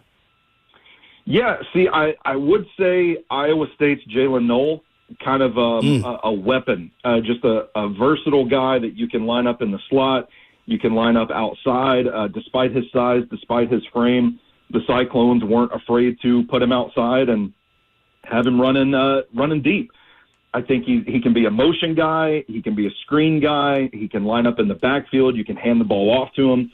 Really versatile chess piece that has the deep speed that, man, he seems to just have a knack for, like, finding that soft spot in between two zones. And when he gets behind the safety or the defensive back, man, he can just go. He just hits a second gear. He separates. He is a big play waiting to happen. I would have said he would be a lot better than where he's drafted, but it sounds like the draft community is starting to catch on to Jalen Noel a little bit. He had a really good week at the Senior Bowl. Now it sounds like he might be a day 2 guy. I've even seen a couple of analysts that have mocked him, ranked him inside the first round. So I don't know. It sounds like the world's waking up to Jalen Noel, but that's immediately where my mind went. And you know what? I'll throw another one in, just a 2-for-1 here this morning. Ricky White III out of UNLV is a guy that not a lot of people are talking about. I think he kind of caught fire early on in the draft cycle and drifted out of the conversation, so to speak. But he's a really good technical wide receiver, has a really good release package. Once he gets around a guy, he restacks, gets behind him, makes it difficult for a quarterback or a cornerback to get in position to disrupt the throw. I like a lot of the things that he does. I do think he's a day 3 guy that could be a steal for somebody. When you look at Illinois' wide receiver, Pat Bryant, man, we talked to him at the Senior Bowl, man, a dog of a wide receiver, man. You mentioned, like, tough run-blocking type guy, but can also combat catch. What do you think of him, man? Does the 4.61 scare you from his 40, or, I mean, you going at the ball player right now? Yeah, I think ball player is probably the best way that I would describe Pat Bryant. I'm not necessarily afraid of taking him because I do think that this is a case where his biggest weaknesses are on tape. Like, you kind of know what you're getting. Okay. It is kind of a lack of straight line speed, separation, that sort of thing, but you're not really worried about him playing hard or, like you said, being a dog. Like, he is that dude out there. And he has some nifty moves out there. I like one where he'll, like, flash his hips and shoulders outside and then read the defensive back, and when they react to it, he'll just, like, shut them back inside and break in. He has some technical savvy to his game. I think his best chance at success in the NFL probably as a big-bodied slot receiver where you can kind of, you know, dog walk some guys out there and play a physical style with him and throw a few chain movers his way. But I think the thing that concerns me, Ramon, is that the bulk of Pat Bryant's production came against weaker competition. Okay. When it was time to play Michigan, Penn State, those kind of programs, it seemed like he was able to disappear pretty easily. And that's something that I think I would have some level of competition concerns with him. But all in all, I think you nailed it. I think Pat Bryant's a dog that can block and can move the chains for an offense. Main priority, real quick, speed or power for a wide receiver? Ooh, I'm going to go speed, Yeah. Okay. I think. I like it. Yep. Okay. Stoney Kelley Good stuff, breaks down the film with us. He has never seen a basketball go through a hoop. Covering the NFL draft, Stack of the Inbox, Hot Read Podcast, F Words, all of it. Football and other F Words. You get him at a ton of different places and right here on Mondays leading up to the draft. Stoney, great stuff, man. Thank you so much. Appreciate you guys. Happy St. Patrick's Day. I'm going to go get this corned beef brisket in the crock pot now. Y'all have a good one. Thanks, Tony. Oh, my gosh. I forgot it was St. Patrick's Day. Thank you, Stoney. Hey, thanks. I'm Well, not wearing green. Uh-oh. I don't think I own green. I think I have one green shirt. Wow. And it's my split zone duo No, sweatshirt. I don't know a lot of green either. So I pinch mean- someone if they're wearing green. And Not I'm wearing it Irish, today. too, in case y'all didn't know. I didn't know that. Ron. Coming You got a up, little no, Irish yeah, we've in talked like about this 17%. before. We've talked about this before. 17. No, seriously. Seriously, for real. He's not kidding. I'm not kidding. We've covered this on this show. Yeah. Noted Irish Sorry, I'm new. heritage person. Yeah. Irishman. Yeah. Ramon Foster. Coming up, inside the new two Bengals contracts, what it means for Trey Hendrickson. The news of the NFL last night that we'll get to next. Did you know you're overpaying for your health and wellness products? With over 20 company-owned brands offering its members vitamins, supplements, wellness, and skincare products, you're able to save up to 70% off retail. Members Nutrition can't change your life, but we can change the way you live.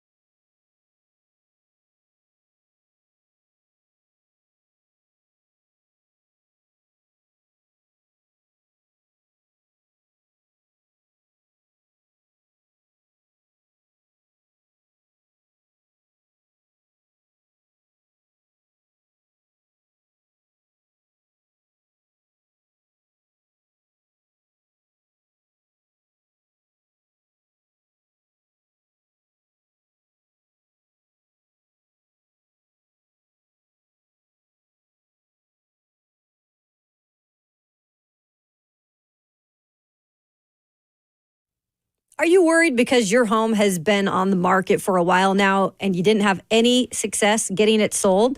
I've got some good news for you. An expired listing, we all know it can be frustrating, but it does not mean it is the end of your journey. My friend Bernie Gallerani with Bernie Gallerani Real Estate has proven marketing strategies going to get your property in front of the most qualified buyers to get you top dollar for your home. And that is news that you got to like. Bernie Gallerani has 205-star reviews in terms of Google, over that, I should say, and over $1.3 billion in properties sold. He's going to guarantee to sell your home in 30 days or less. You heard me say it before, or he's just going to buy it from you. So to get started, all you got to do is Google Bernie Gallerani Real Estate or go to BernieGallerani.com. You can give Bernie a call as well on his cell phone, 615-428-2644. That's 615-428-2644.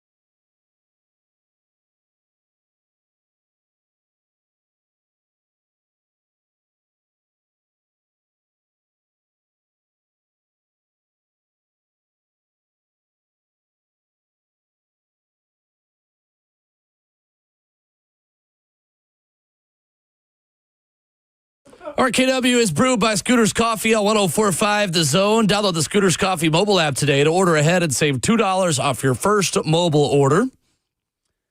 I'll be honest, I never know what day St. Patrick's Day is. Oh, really? Not a single time. It's always the 17th. I It's my literally, lucky number. over the weekend, was like, is it St. Patrick's Day? And Peyton was like, maybe. I don't know. It's a big party in a lot of places, but they celebrate it on the weekend if it falls on a Monday. This is the South. So that's what happens. It's different here.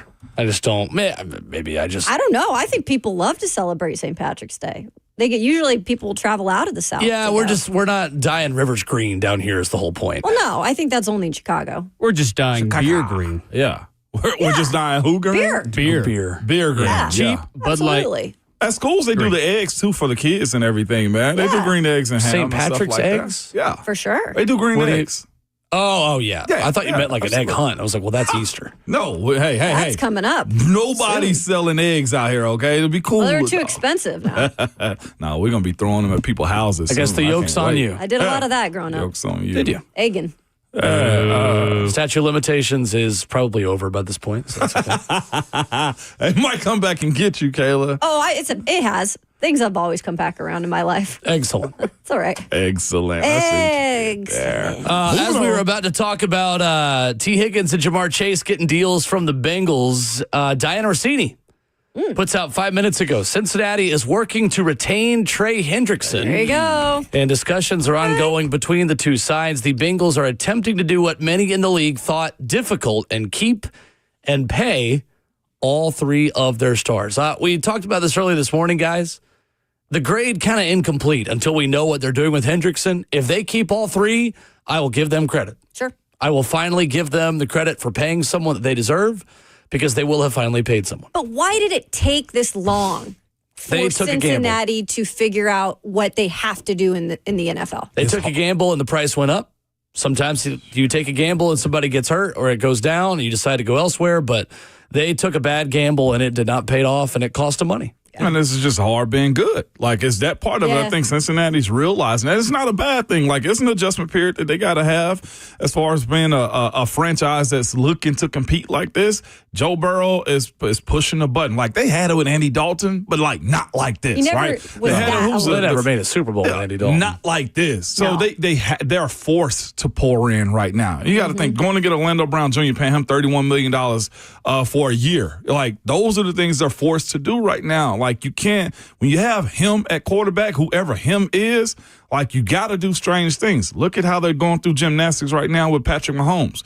Like, look at Philly's situation. Like, this is hard being good in the NFL, and Cincinnati's just not getting to that point. And hopefully it's sustainable for them. Yeah. Especially if they can keep Trey Hendrickson. Like, that's big. Now that I would be like, okay, this is good. You guys waited too long, but this is good. You were able to get it all done. Absolutely. So that of course is where they are as a franchise. But again, they still got to go through Lamar and the AFC Right, North and that's the thing though. Division wise, you have no choice in my eyes than to do all of these things. Yep. And I know, like, the signing both wide receivers, that is one where you're like, okay, that's wild that they could do that. I don't necessarily think that they can't win without T. Higgins. Right. But if you get Trey Hendrickson too in a deal done, then fine, that ups your chances even more. Team in win now mode. No doubt. You can tell. Windows open, baby. As long as Joe Burrow is there, the window will be open, as he says. And I agree. The Ravens have a new backup quarterback for Lamar Jackson, reaching agreement with Cooper Rush on Sunday. Dallas, y'all want Will Levis? Y'all interested? Y'all want a backup quarterback? They The might. Dallas Cowboys love failed draft picks. So maybe they'd love this one. Yeah, they will.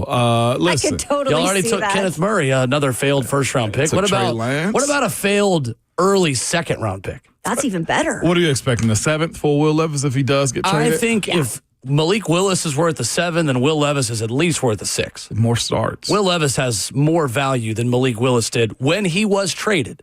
Now, don't come at me as a Malik Willis hater because he was great in relief last year. But let's not do revisionist history on how low Malik Willis stock was when he was traded. Yeah. Yeah. We were giving Rand Carthon credit for just getting something for a guy they were probably going to cut. So, again, I think you could at least get a 6. I would try to do a pick swap similar to what you did for Kenneth Murray and send a 6 and Will Levis for a 5. Yeah, I think the going rate, if you're just going to do the trade part of it, is I just think it's a 7th. I don't think I think he's shown more harm that he's done, in this past year than good. But I do think that this is the league that we live in. They're always wanting to have projects to, finish up or to redo. And I think with him being a second round pick, it does look a little bit better of, hey, but he still has that potential. That P word carries so far in the NFL, but it's like a lot of them don't become what they were supposed to be. I feel like if you do get rid of Will Levis, it may be preseason. And what has to happen is you got to make the most vanilla, the easiest. I'm talking about the most basic game plan for him to look amazing. Yep. You'd hope it's before the draft, but Will Levis he's an adjective now. Like, he's described a certain way. Like, oh, you just Levis'd it. Like, he's that. He's a verb. Like, it's weird now. Yep.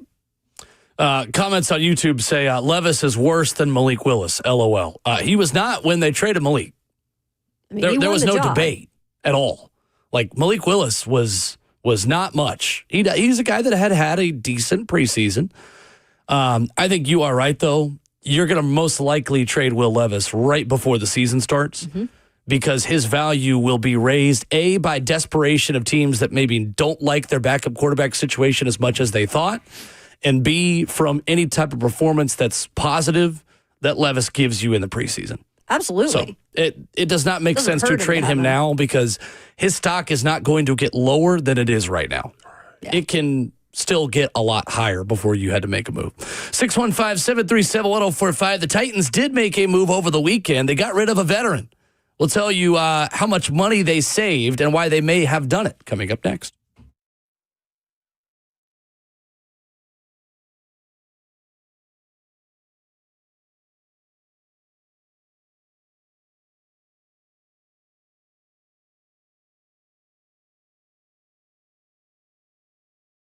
It's Ramon Foster for Genesis Diamonds, man. When couples walk into Genesis, their eyes get big, man. It's a mind-blowing display of sparkling jewelry with literally thousands of choices when it comes to engagement rings. All the styles she's seen online are right there. But the experts at Genesis make them feel totally at ease. They're offered a beverage when they walk in. They're asked a lot of questions about their taste and style. They're given a no-holds-barred education seminar, and they're even told the secrets of the jewelry business. The consultants at Genesis are not on commission. They are not retail clerks. They are not transaction focused, but they can spend 30 minutes with you or even 3 hours. It doesn't matter. You can see dozens and dozens of diamonds in an array of sizes and shapes and color grades. You can see handcrafted rings from all the top designers that other stores can't even carry. You can see the difference between a diamond that is properly cut and one you might see on one of those online places. The differences, man, they will blow you away. Bottom line, Genesis will take care of all, will take away all the risk, all the mystery, all the confusion, and help you make a decision that you will be confident in for years to come. Genesis Diamond, a true direct importer with rock-bottom prices and luxury experiences. No compromises. They're located in Green Hills and Cool Springs.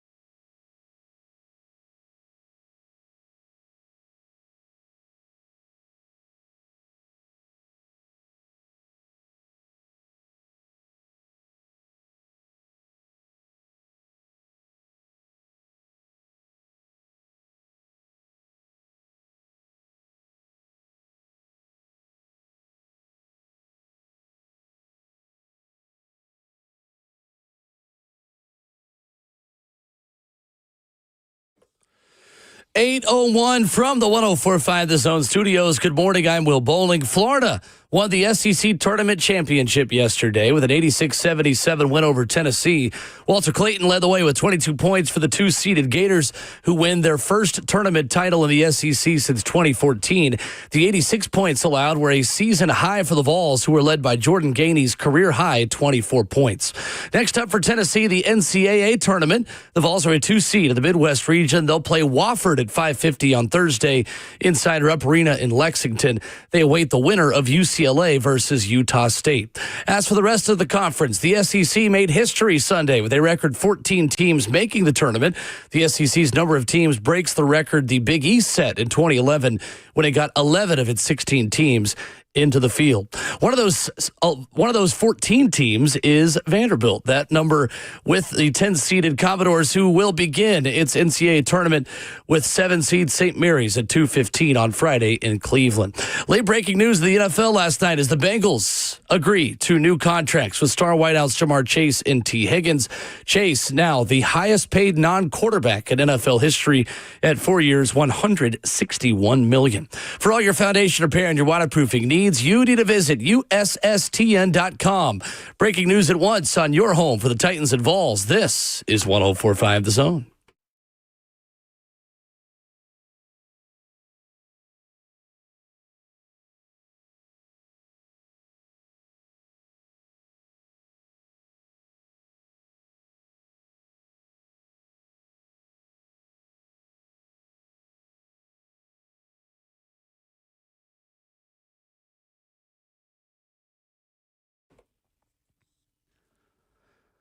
Second half of the show starts right now at RKW, brewed up by Scooters Coffee. Grab you a cup in White House, Mount Juliet, Rivergate, Smyrna, and Brentwood. And download the Scooters Coffee mobile app today to order ahead and save $2 off your first mobile order. Crew's all here. Ramon Foster, Kayla Anderson, and Will Bowling. Justin Hawkins is our producer. And Chidobe Awuzie was released over the weekend by the Tennessee Titans, a move that only saves the Titans $1.7 million against the cap. Were you surprised to see Awuzie cut? I was surprised. Really? I saw that. Yeah, okay. I was. I saw the news come down. I was surprised, not for the fact that he did anything last year, because he was, in my eyes, a disappointment, because mostly he just wasn't on the field. Just 8 games. He was able to play. He just kind of was, even in terms of the leadership aspect of him, he was probably supposed to become a better leader or be a better leader here, because I think him and Tyler Boyd were actually Callahan's kind of guys when it came to last year. I think the collaboration word that we used with Chad Brinker, Rand Carthon, and Brian Callahan last year, it is very gray area to know who exactly Callie wanted here. And I almost think Tyler Boyd and, again, Cheeto were kind of those guys that he was familiar with. Ram brought him in, with the collaboration thing in mind, that would work. It clearly didn't. But I think they're getting hit with like $12 million in terms of what money they have to. $12.5 million in dead cap money. And that's the thing I don't understand, because there's not a lot of depth at the corner position right now. And that's what I worry about. It's not about just, he's a baller, whatever, because I do think Jarvis Brownlee Jr. can take on that starting role. But behind Jarvis Brownlee Jr., we've got Gabe Judy Lawley and Darryl Baker. And Darryl Baker. Yeah, behind. If Snead gets Brownlee hurt, though, you're even more screwed. So I don't get it in terms of the money you take on and the depth that they don't have right now. So again, I'm waiting for the plan. Yeah, I think that's the biggest part. Was I shocked? No, I thought it would come probably, I guess this is next week. It came late on the other night. Justification for the pay and also the amount of play that he had last year, and you expect moving forward too. Not overly surprised by this one. This is a reset of the franchise, I feel like, still going on at this point. And to your point, Caleb, about so many missing players at key positions or the lack of depth, I know we're still in free agency. Free agency is wide open for as long as you want it to be, from last week all the way through training camp. You can sign whoever the heck you want to, but where's the quality of play at, considering you don't have the amount of picks? That's why I'm going to play this game one more time. I'm somewhat hesitant about them sticking and picking at number one because of that. As That's the only reservation I have as far as the amount of players that you still have to fill in. Now, they said they studied the Washington model. They studied the Detroit model. Washington model last year was reset yourself with a bunch of one-year deals. They could still do that. It's just that who's available that you trust, also at the price that you want. Now, the longer you go in free agency, the more the price drops for the players that you're going to sign, too. They're not in a position to be trading anybody or trading for anybody either. So I think what Chad and Borgonzi and Coach Callahan are trying to do is make a low-value, high-output team. Or are they at this point? Because I know he didn't play a lot for you, and he's getting older as far as Cheeto Uzi is concerned, but you somewhat needed him, considering how young Brownlee and the other guys are behind him. That's the only reservation I have. And speed is just not durable yet either. Yet in terms of here, he ain't got a full year under him. Exactly. So I think they stick and pick Cam, but I also side eye him. Like, to your point that you just said, Kelley, what's the plan? I know. And we've been waiting for all these things in terms of the plan. And then it's sometimes you see the plan and you're still questioning the plan, like with the backup quarterback situation. Like we were waiting to see what the plan was, and then you see Brandon Allen signing, and we're still wondering what the plan is at quarterback. I do think, though, no matter what, you talked about just resetting in every fashion, taking anything away from this former regime, even though Callie's still technically tied to that. That's what they're doing. I mean, every single guy that you've seen Brand Carthon and that group sign together, they're all gone for the most part. I liked the Awuzie signing when they made it because I liked the veteran leadership and someone who was familiar with Brian Callahan. I only liked it if he could stay healthy, and he wasn't healthy. So that was a risk you took based off of injury red flags, and it did not work. It did not age well. It was a bad move. L'Jarius Sneed, we'll see. He does not have as much injury history. Obviously, last season he only played in 5 games.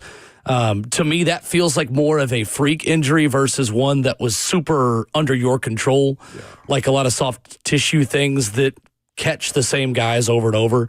And Sneed only had missed 1 game in 2023. They rested starters late that season and played all of 2022 and only missed 2 games in 2021. So there is a lot of pressure on L'Jarius Sneed to be healthy this season. I was not surprised at all because regardless of how much money you're saving against the cap, old overpaid players get cut, especially on non-contending teams.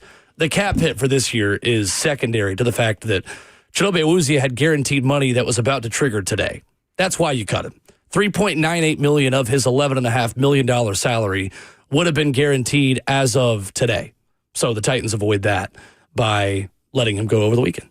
Yeah, they did. And again, it just shows you where they're headed to as a franchise, too. Like, as far as, like, players that aren't durable. That's what you're seeing, are players that have high deficiencies in their game. Like Kenneth Murray, right? His conversation was, 1, you're not ours. Essentially, your Rams, as far as free agency goes, not going to pay you that amount of money for the production that you have in the pass coverage, right? And the same goes for Cheeto too. Like, I'm with you. I like what Cheeto could brought to a game, and as far as like his leadership on the field, I saw it on the sidelines. Yeah, it wasn't there in the locker room though. He was there. He was available. He was somewhat of a player coach at times when he was out there. So it was there. It's a matter of, you got to justify the pay for a guy like him. Yeah, and that's one thing they seem to be trying to do here as of late. Is you're just so far behind still. You've just got to have, again, they're doing it. They're taking their time. You have to start having plans. And I get the 1-year deals. That's what you have to do. But it's not like these are names that you're going to forever be, connected to as a Titans fan in the future. I mean, these guys are coming in, a lot of them on 1-year deals. Maybe some of them will work out. But that's just another 1-year deal that you're probably going to have to do if you're going to go get someone in free agency. There's still a lot of Band-Aids being put on this team right now. And I get it. They want to make sure that they're building this team from the draft. But it is, I think, more so they're just trying to completely cut ties with everything in the past because these are still just 1-year deals. I don't hate the depth at corner, to be honest with you. I think Darrell Baker was just as good as Awuzie last year when Awuzie was healthy. You're willing to give chances then is what you're saying. I'm willing to let Jarvis Brownlee be CB2. Okay. I'm cool with that. We had talked before about, do you maybe make a move for a late pick for Roger McCreary? considering the performance escalators have McCreary now making more money next year. It's a little bit harder to envision that now, considering you've let go of Awuzie. But again, this team has been adamant that they're going to make difficult decisions to tear all of this down and build it back up again based on what they feel like is best for them long term. So I don't hate where they are in the secondary, to be totally honest with you. I'm still a little in and out on that one. I guess here's the point of it for me is the issue is it's the sight unseen side of these guys. So too, Jarvis Brownlee going into his second year, Darrell Baker with a bigger role at the beginning parts of the season. And again, I'm falling into the name game myself. I know what Cheeto is as a player because I've heard his name and be familiar. I'm also a player that says, I'm not a player anymore. I'm also a person that says, look, stars are born every year in this league. Now, can Jarvis Brownlee clean up his penalties? Can he be more steady? Can he not be a detriment the way he somewhat was last year in portions of the game? Like, will we see that year 2 jump from him? Because the coaches usually say, what you did in your first year will not impress me going into year 2. And he had 8 penalties last year, Jarvis Brownlee. Yeah, and that's something. That was the issue. In this defense, though, that we've asked him about that a lot, and Denard Wilson. They're not going to fault Jarvis Brownlee, in terms of penalties if he cleans up a couple, because this is how you play in this type of defense. That's why L'Jarius Sneed was brought here, because he fit exactly what Denard Wilson type of defense is. And sometimes the penalties, they get kind of pushed aside because of just the physicality of the play. I know, Will, you're not worried about L'Jarius Sneed. I kind of am. And that's the thing. I didn't say I wasn't worried about him. I've seen cornerbacks fall so quick in this organization. And that's why the depth is so important. If you're just taking away from the depth right now, when you have need at so many other positions, that's what was a little bit questionable to me. But with Sneed, until he's healthy here, I'm still going to have to question that. Yeah, no, I never said I wasn't worried. I'm very interested to see what he looks like when he comes back. I'm just saying, I don't think he is just automatically an injury-prone player because he missed a lot last season. But is he the same player this upcoming season? I don't know. It's just a weird injury that they were very mum about, and then he had surgery. So that's the part that I question. Yep. Yeah. Totally. It's fascinating. They're going to need him. That's for sure. And they're going to need him healthy. I think you take the same approach to him as you do with, what's his name at guard. His name is escaping me. The right guard they just signed. Kevin Zeitler. Yeah. No practice. Get him to game. Mm-hmm. Him and Zeitler both. Get him to game. Mid-30s, yeah. Yeah, mid-30s. And L'Jarius Sneed's 28. He's still in his 20s. That's wild. 615-737-1045 is our number. Who have had the best and worst off seasons in the AFC South? We'll run through the moves for all of the teams, including the Titans again, coming up next. We've got the trucks, all the trims, all the towing, all the bells and whistles, and all at Truck Month Savings. Two Rivers Ford is Ford Truck What's Central. up? It's Will Bowling for my friends at Brentwood Hearing Center. Hey, now that March is here and the weather is getting warmer, we're all outside more. Maybe we're gardening. We're going to sporting events. We're even going to the pool. You're making that first beach trip. Maybe you just got back from spring break and you're thinking, all right, across the pool, across the water, there's a lot of conversation going on. I can't hear the person that I'm trying to have a conversation with. Well, I want to tell you about the Phonak Sphere, which is not only designed to help you hear when there's background noise, but it is the only completely waterproof hearing aid on the market. Whether you're working up a sweat in the yard, maybe you're mowing the lawn, or maybe you're enjoying water activities with children or grandchildren, there is no longer a need to remove your hearing aids. Even around water, you can still participate in conversation. For a demonstration of the Phonak Sphere, give my friends at Brentwood Hearing Center a call at 615-377-0420 or visit them online at brentwoodhearingcenter.com. Again, that's 615-377-0420. Brentwood Hearing Center, better hearing, better life.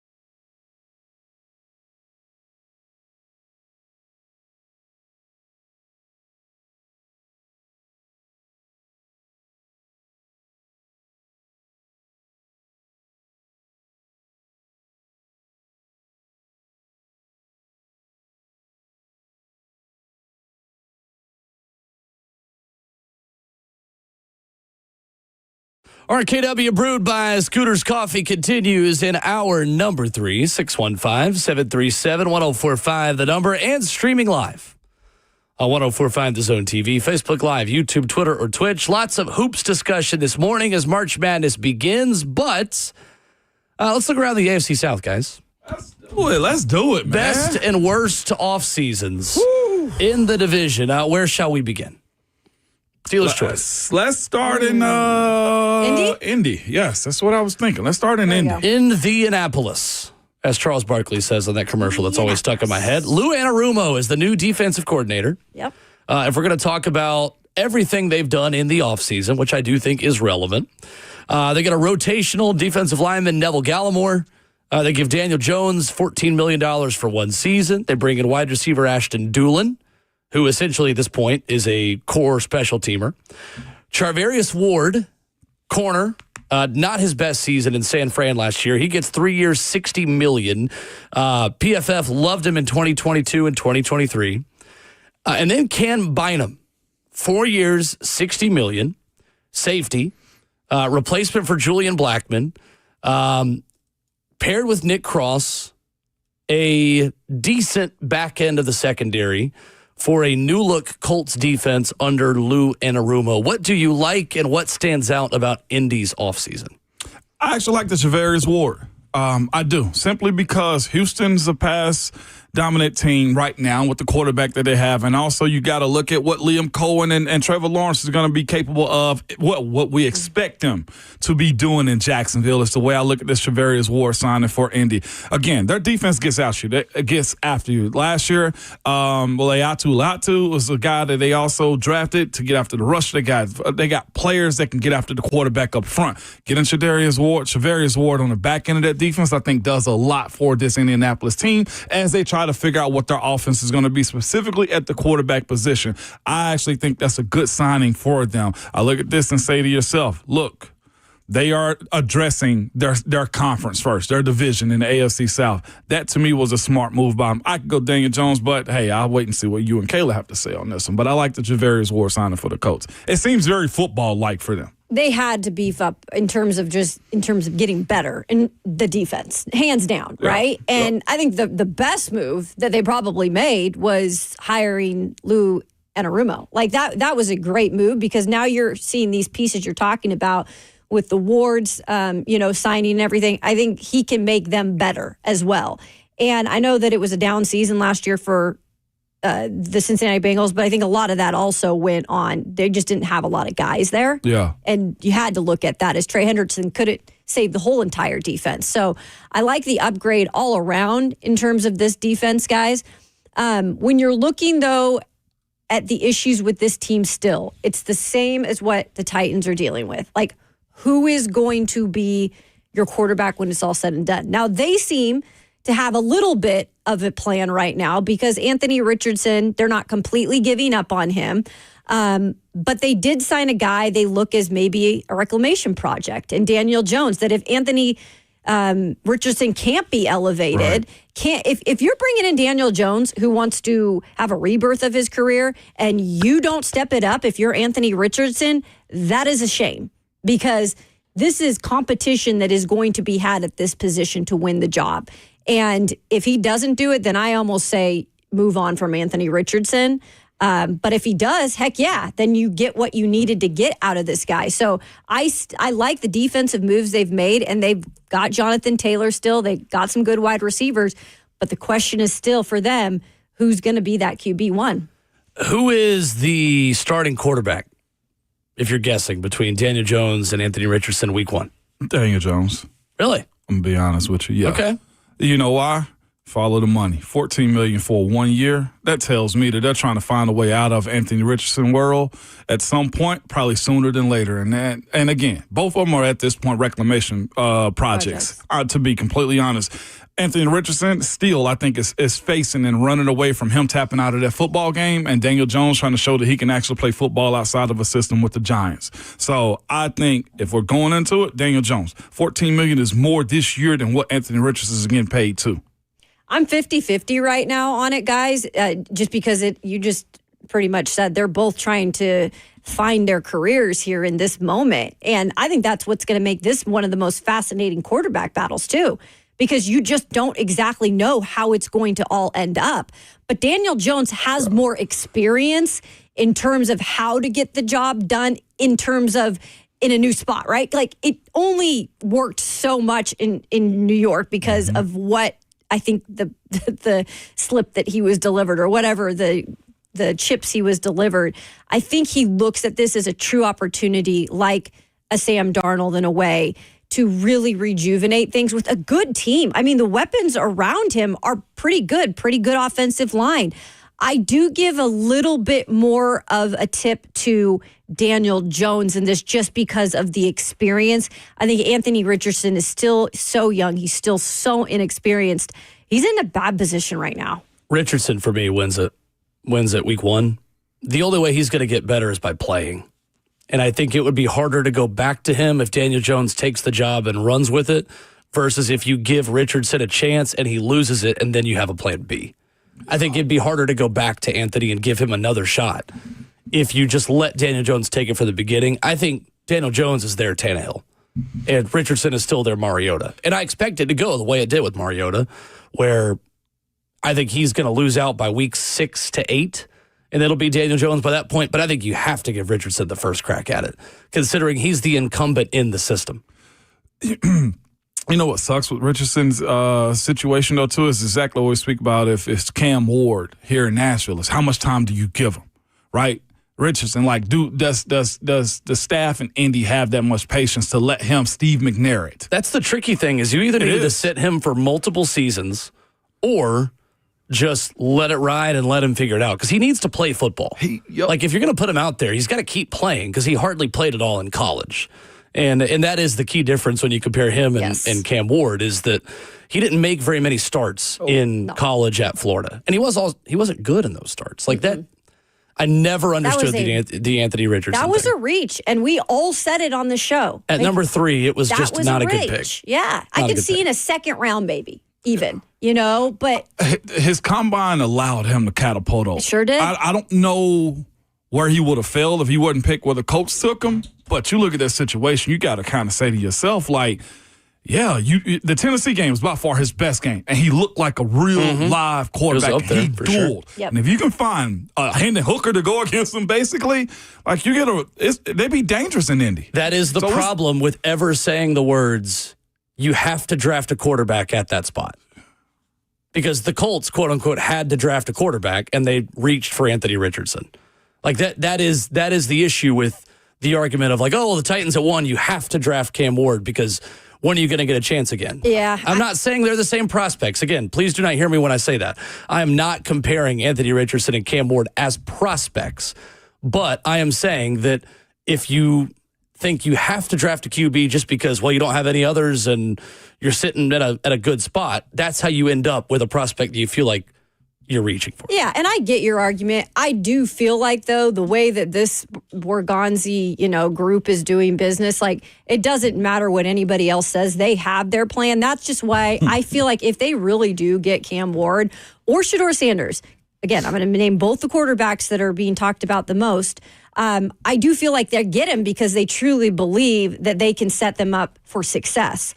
Another reason why we haven't seen a big-time backup or a one-year bridge at this point when it comes to that spot. So, again, there's a plan. It's just hard to know and buy in until it's absolutely there. I mean, it's Cam Ward.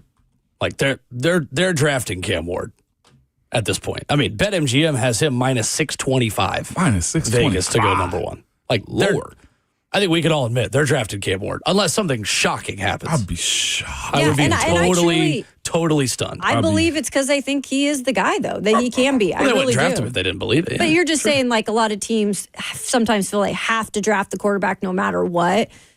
I think they have options here. The Titans did have options. Sure. Coming into this show. I've heard that argument a lot, though, is the point. Like, we've talked about it on this show. Like, you've talked about it. Like, I hear it all the time. Like, well, you just got to go get a QB if you're number 1. Like, well, I don't know.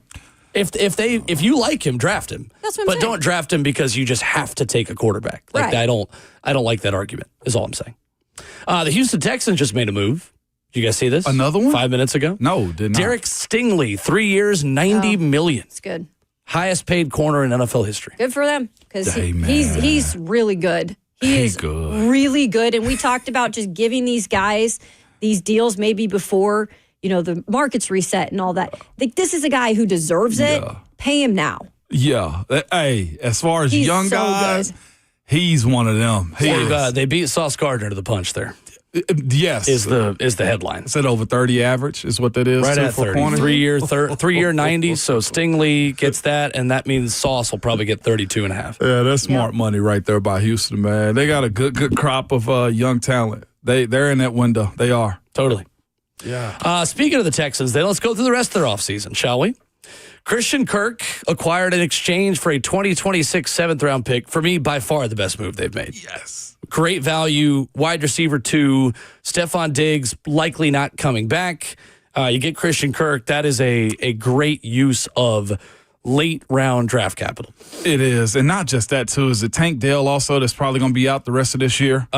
We don't know a timeline, but he Not gonna is be the still out. beginning. I saw something recently that said that injury right there is probably going to have another surgery I think behind they it. just fixed the ACL. They That's did. unfortunate. Well, 2 weeks ago? Or he Yeah, just that's- had the that's ACL what it was. surgery? So if anything, Yes. he's probably out half the season. At Yeah, least. he's probably December at the earliest at this point right there. So going to get him was definitely huge for them, man. Christian Kirk, that is. 47 right now. You do take the salary with that one also, but you get speed. Yeah. You get the guy that has a name behind it, and you get another weapon for your still rookie quarterback and C.J. Stroud. The other moves they've made, Ed Ingram is brought in for a 2026 6th-round pick. That not as good of use of draft capital. Only played the first 10 weeks of the year before he got benched. Allowed 5 sacks and 25 pressures in just 332 pass blocking snaps last season, a 7.5% pressure rate, which is consistent with what he's been the last 2 years as well, according to Pro Football Focus. They trade Kenyon Green, who stinks, for C.J. Gardner-Johnson, who doesn't necessarily stink. Right. I like their defense. I like Darrell Taylor on a 1-year deal, a rotational piece added with Derek Barnett, who comes back to Houston. I like what they've done on defense. I hate what they've done on offense. I'm worried Houston. offensively right now for this team. And not because C.J. Stroud, I'm looking at him like he's not going to bounce back from last year, but what have you done to really help him in front? Like that is the thing that I get worried about for C.J. Stroud, who threw more interceptions last year, just didn't look as composed as he did in his rookie season. You've got a new offensive coordinator.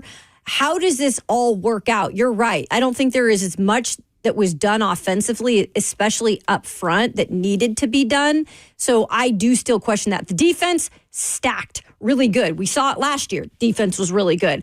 But what have you done to really help CJ? I'm looking through the draft right now, the recent drafts, just to see if there's a tackle in there that they feel high upon as far as like letting go of Laramie Tunsil. Kenyon Green, for what he was, I mean, he played, he started, he had experience. All they have right now on their roster, as far as I know, and I'm not very versed in what the Houston Texans got going on, they got a bunch of guards. They got a bunch of guards and unproven tackles at this point. I know the right tackle out of Texas State is he's already under contract and good. And again, when you have a guy that's potentially going to get paid as far as C.J. Stroud in the next year or two, you got to get rid of Tunsil at some point. And Stingley Jr. just got paid. So they're in a talent payment era right now for the Houston Texans. I just don't understand their left tackle positioning. So Alabama State, the tackle, Titus State, Howard. My bad. Yeah, Titus. Titus Right now, Howard, that's PFF right. projects to be at left tackle, former first-round pick in 2019, which would put 2024 second-round pick Blake Fisher at right tackle. Still a lot of Out of Notre question Dame. marks. Tons. I think they've had the worst offseason of anyone in the AFC Not South. been great. Other than them getting, what's his name at wide receiver in the trade? Kirk, Christian yeah. Kirk. Christian Kirk. Yeah, that's questionable to me. But their defense, though, Oh, the defense will looks be good. nice. Yeah. Yeah, defense with Tennille Hunter, Will Anderson, Derek Stingley, Secondary. opposite of Kamari Lassiter, who's going into his second season. Anytime you can get a Georgia corner on one side and an LSU corner on the other, Yikes. you should do it. To me, the issue is they are in a win-now mode, and they traded away the second most important position on offense, left tackle. Laramie Tunsil, who gets a lot of penalties, but is still a really good left tackle. Yes. I don't understand it. I didn't get that one either unless it was just being cost effective. Or maybe he was just a headache too. And it is cost effective. Yeah. Like if you've got an elite quarterback that can survive lesser line play, then sure. But C.J. Stroud isn't that guy. He proved it last season. Like he is affected by poor offensive line play and threw a bunch of picks and took a bunch of sacks. Like he's not Mahomes, who Mahomes even has been affected by it clearly, but like he's not that elite level of quarterback that can overcome that. And I really wish I knew what really happened with the OC there last year. I think it finally hit I think there was something kind of dramatic going on behind the scenes, too. I think it finally hit a head. The Jacksonville Jaguars, got to keep it moving here. Robert Hainsey comes in at center, 3 years, $21 million, former third-round pick. They have focused on really fixing that offensive line. Patrick McCarry comes in at right guard. They pay a lot of money for him. Maybe not a ton of money, considering what offensive linemen have gotten this offseason. 3 years, $37.5 million. Big contract for a guy PFF did not like last season. 14 penalties for Patrick McCarry last year. Eric Murray was, to me, a little bit of a desperate signing at safety. Average run stopper, 31-year-old guy they paid a lot of money for because of what happened in the safety market. I think they panicked by bringing him in for what they got him for. De'Ami Brown, $10 million for a very average wide receiver. And then Jordan Lewis, who is a decent slot corner, which means that Jerrion Jones likely moves outside because he was PFF's highest graded slot corner, or one of the highest graded slot corners last season.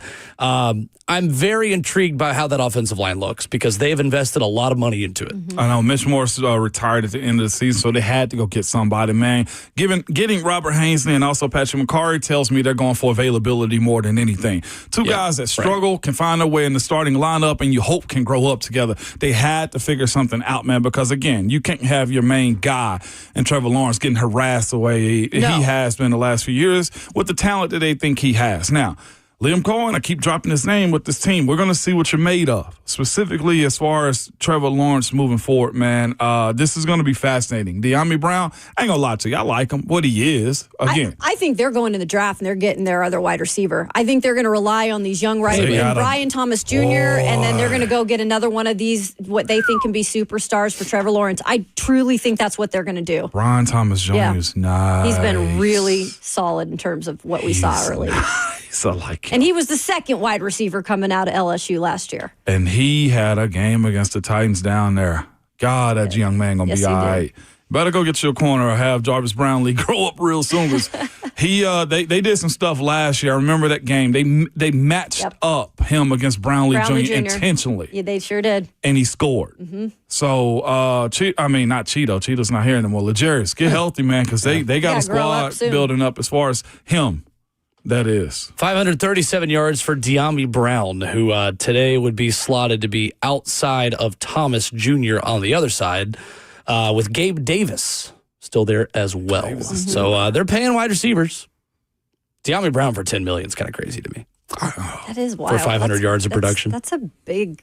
In fact, him and Tutu Atwell both got $10 million. Oh, yeah, honestly, I forgot insane Tutu got that, too. 615-737-1045 is our number. More headlines as we wrap up hour 3. A very funny addition to another guy that could get paid in the NFL. We'll tell you about that coming up next.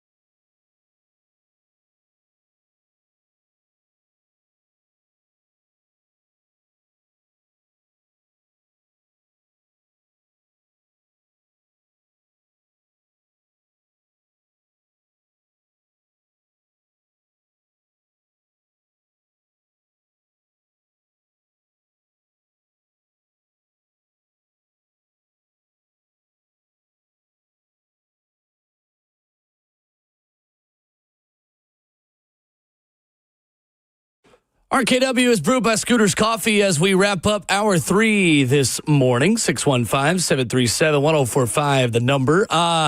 Derek Stingley getting $89 million guaranteed and a $90 million extension from the Houston Texans. Ben Baby of ESPN putting this out there this morning. It covers the Bengals for ESPN. Says that 2019 LSU team continues to cement its mark as maybe the greatest team ever. Total value of second contracts for Joe Burrow, Justin Jefferson, Jamar Chase, Derek Stingley, $666 million. And they were the devil to Alabama fans that year, too. Yeah, $666 million. Good for them, dude. Flex when you can. They'll be able to say that for the rest of their lives. Like, yeah, we were all at LSU, and then, we were pretty good in the next level, too. Recruiting matters. You wonder how you won national championships, Vols fans. Always be recruiting. Always be recruiting, man. Like, pour into those NILs. Hitting on those 5 stars matter. Keeping your in-state talent also matters. Jamar Chase from Louisiana, correct? Like, I know their recruiting bid is a little bit better than what Tennessee's got to offer, but as many 5 stars as you can steal or high 4s, you do it. That team was elite. And also, too, without being, this is why transfers can also be cool, too. Joe Burrow was a transfer. Yeah. Shout out to J.C. Horn for getting $25 million because it helped Derek Stingley get 30. Yep. Derek Stingley is a lot better than J.C. Horn, respectfully. Absolutely. Respectfully. And I actually like J.C. Horn. Yeah, he's a good player. He can play big old DB, man. Stingley's Absolutely. dog. Former Tennessee commit, J.C. Horn. Was he really? Oh, yeah. No, he wasn't. Oh, God, I hate that you know this type of stuff, Will. Ramon's like, yeah. wait. Yeah, I know, because it brings me down every time. You be like, God. He just can't stay healthy. Yeah. The thing with J.C. Horn, he's missed half the games in his career since 2021. Let me see. Let me see the day he committed. That's crazy. Committed to Pruitt. I want to say that was oh, wow, never mind. 2018 or 2019.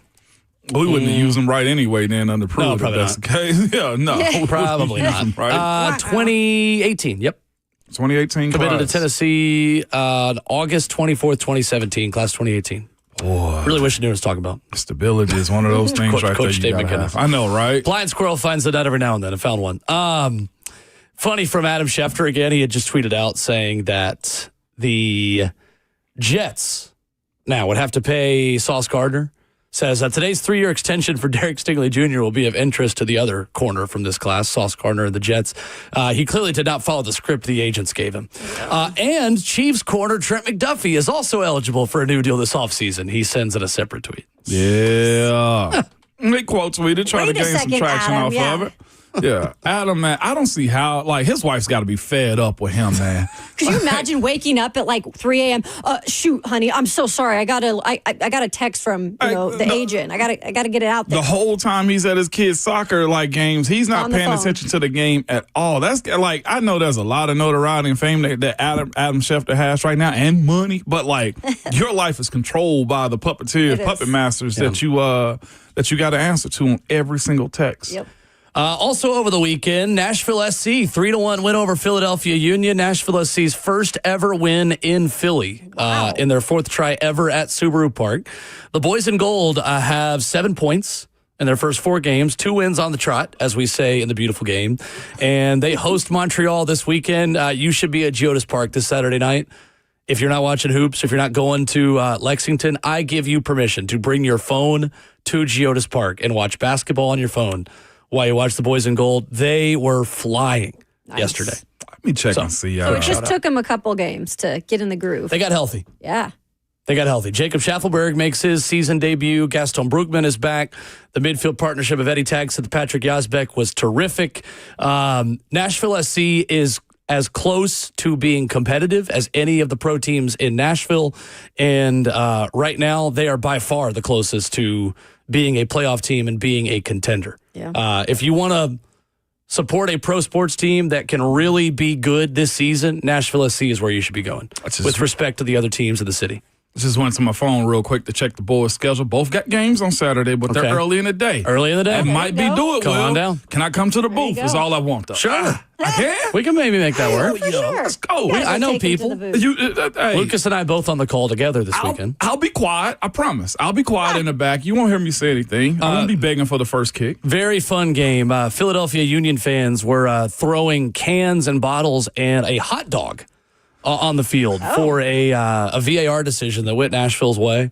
Set up a Hani Mukhtar penalty kick. He chipped it right down the middle as softly as he could. Just called a panenka. A panenka. Don't ask me for the heritage of that. I don't know it off the top of my head. Sounds but like a a panenka. And he went right up to the Philly supporter section and stretched out his arms and looked him straight in the face from about 10 feet away. Well, you can do that when you're popping. It was fantastic. It was absolutely Philly fans, fantastic. that does not surprise me. Who throws a hot dog? Philly fans. Like, seriously. Like, who throws a hot dog? I mean, Philly they threw fans. mustard bottles, so. It was You a know? Philly cheesesteak. That's what I'm saying. Like, they missed the mark right I there. would have had that one for Yeah. dinner. But for real, go out there and see him on Saturday. Again, tickets are affordable, easy to get there. You got a lot of parking options around Geodis Park. Nice weather this time of year.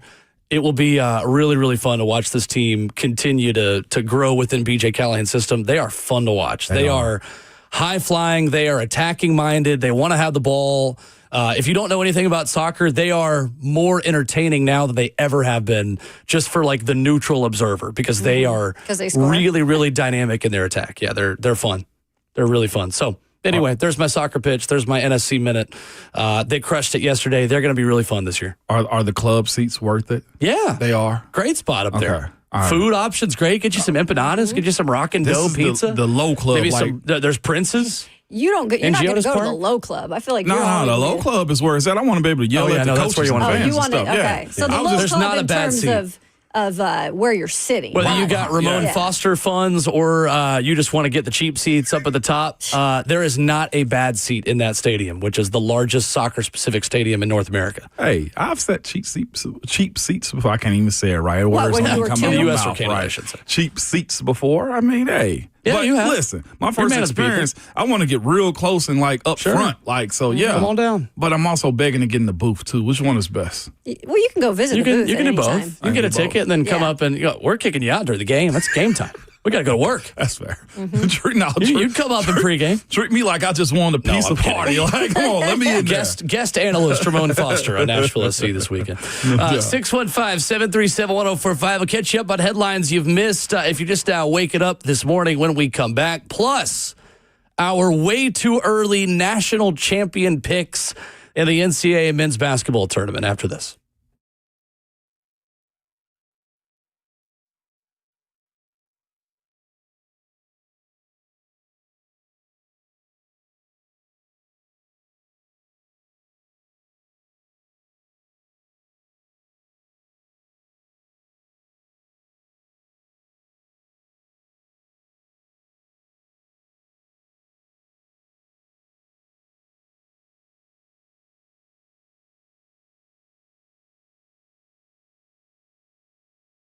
It's Ramon Foster for the Wellness Institute of Nashville. Good people, I would just want you guys to know, like, I also use the Wellness Institute of Nashville. It doesn't matter your age, man. You can be in your late 20s, mid-30s, 40s, 50s, 60s, 70s. It don't matter. If you got back problems, neck problems, man, and just want to get pain out of your life, this is where you have to go, man. Right now, they have my seal of approval. They have the Behind the Lines offer. It's a $37 consultation fee.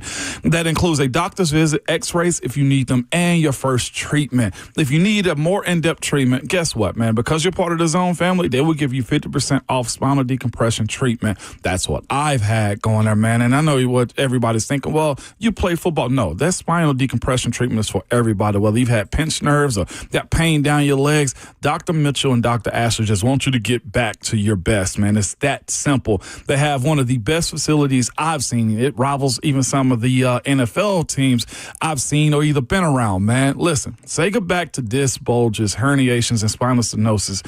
Start your road to a pain-free life, and it is possible if you reach out to the Wellness Institute of Nashville at 615-246-5009 or go to painisbad.com.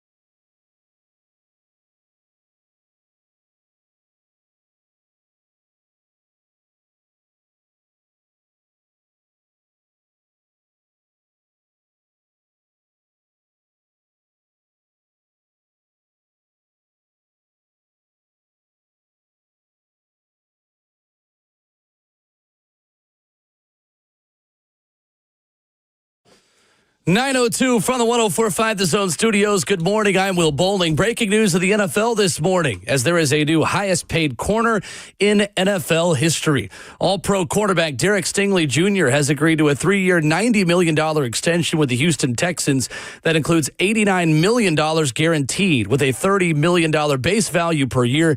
He is now the highest paid defensive back in NFL history, surpassing the previous record, which was set last week by Panthers corner J.C. Horn. Yesterday, Florida wins the SEC tournament with an 86-77 win over Tennessee, as now we transition to the big dance. Next up for the Vols is the NCAA tournament. Tennessee is a 2 seed in the Midwest region. They will take on Wofford on Thursday night at 5:50. You'll be able to hear Vol Network coverage right here at 5:15. Pregame will start right here on the Zone. Tennessee then awaits the winner of UCLA versus Utah State. All of those games in Lexington inside Rupp Arena.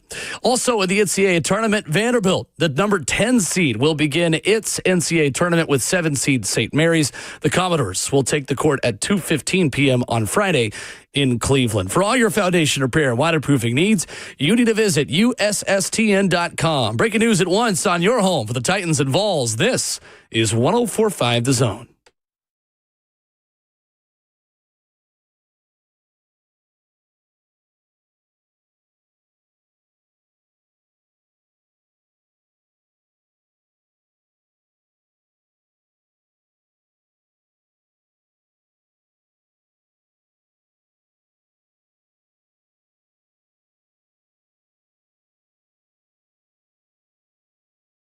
Brewed up for a fresh hour of RKW thanks to our friends at Scooters Coffee with locations at White House, Mount Juliet, Rivergate, Smyrna, and Brentwood.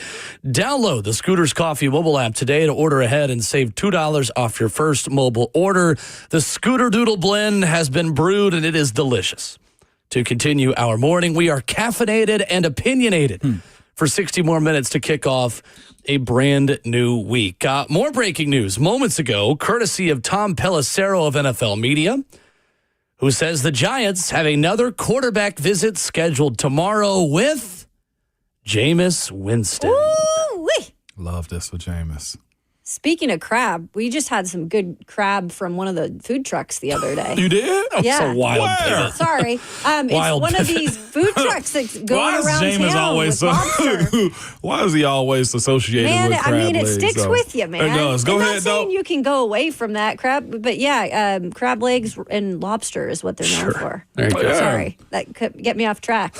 I mean, when it's good like that, it might get you off track. New York waiting for Aaron Rodgers' decision. They have met with Joe Flacco, Russell Wilson, and now Jameis Winston, as the Giants also know the Titans are drafting Cam Ward. Let's just put that out there Yeah. as well. Yeah. Good point. It is the worst kept secret. The Giants are the Titans are drafting Cam Ward. Everyone knows it. We know it. The Giants know it. Everyone in the NFL knows it. I'll put my foot in my mouth if I'm wrong, but I'm not. The Titans are drafting Cam Ward. I'm going to make you put your foot in your mouth, too, sitting on that desk over there in front of everybody. Okay. I'm playing. That's I a kid. weird fetish. I would be totally shocked. Didn't say that. It also tells you that the Jackson Dart number 3 overall smoke Yeah.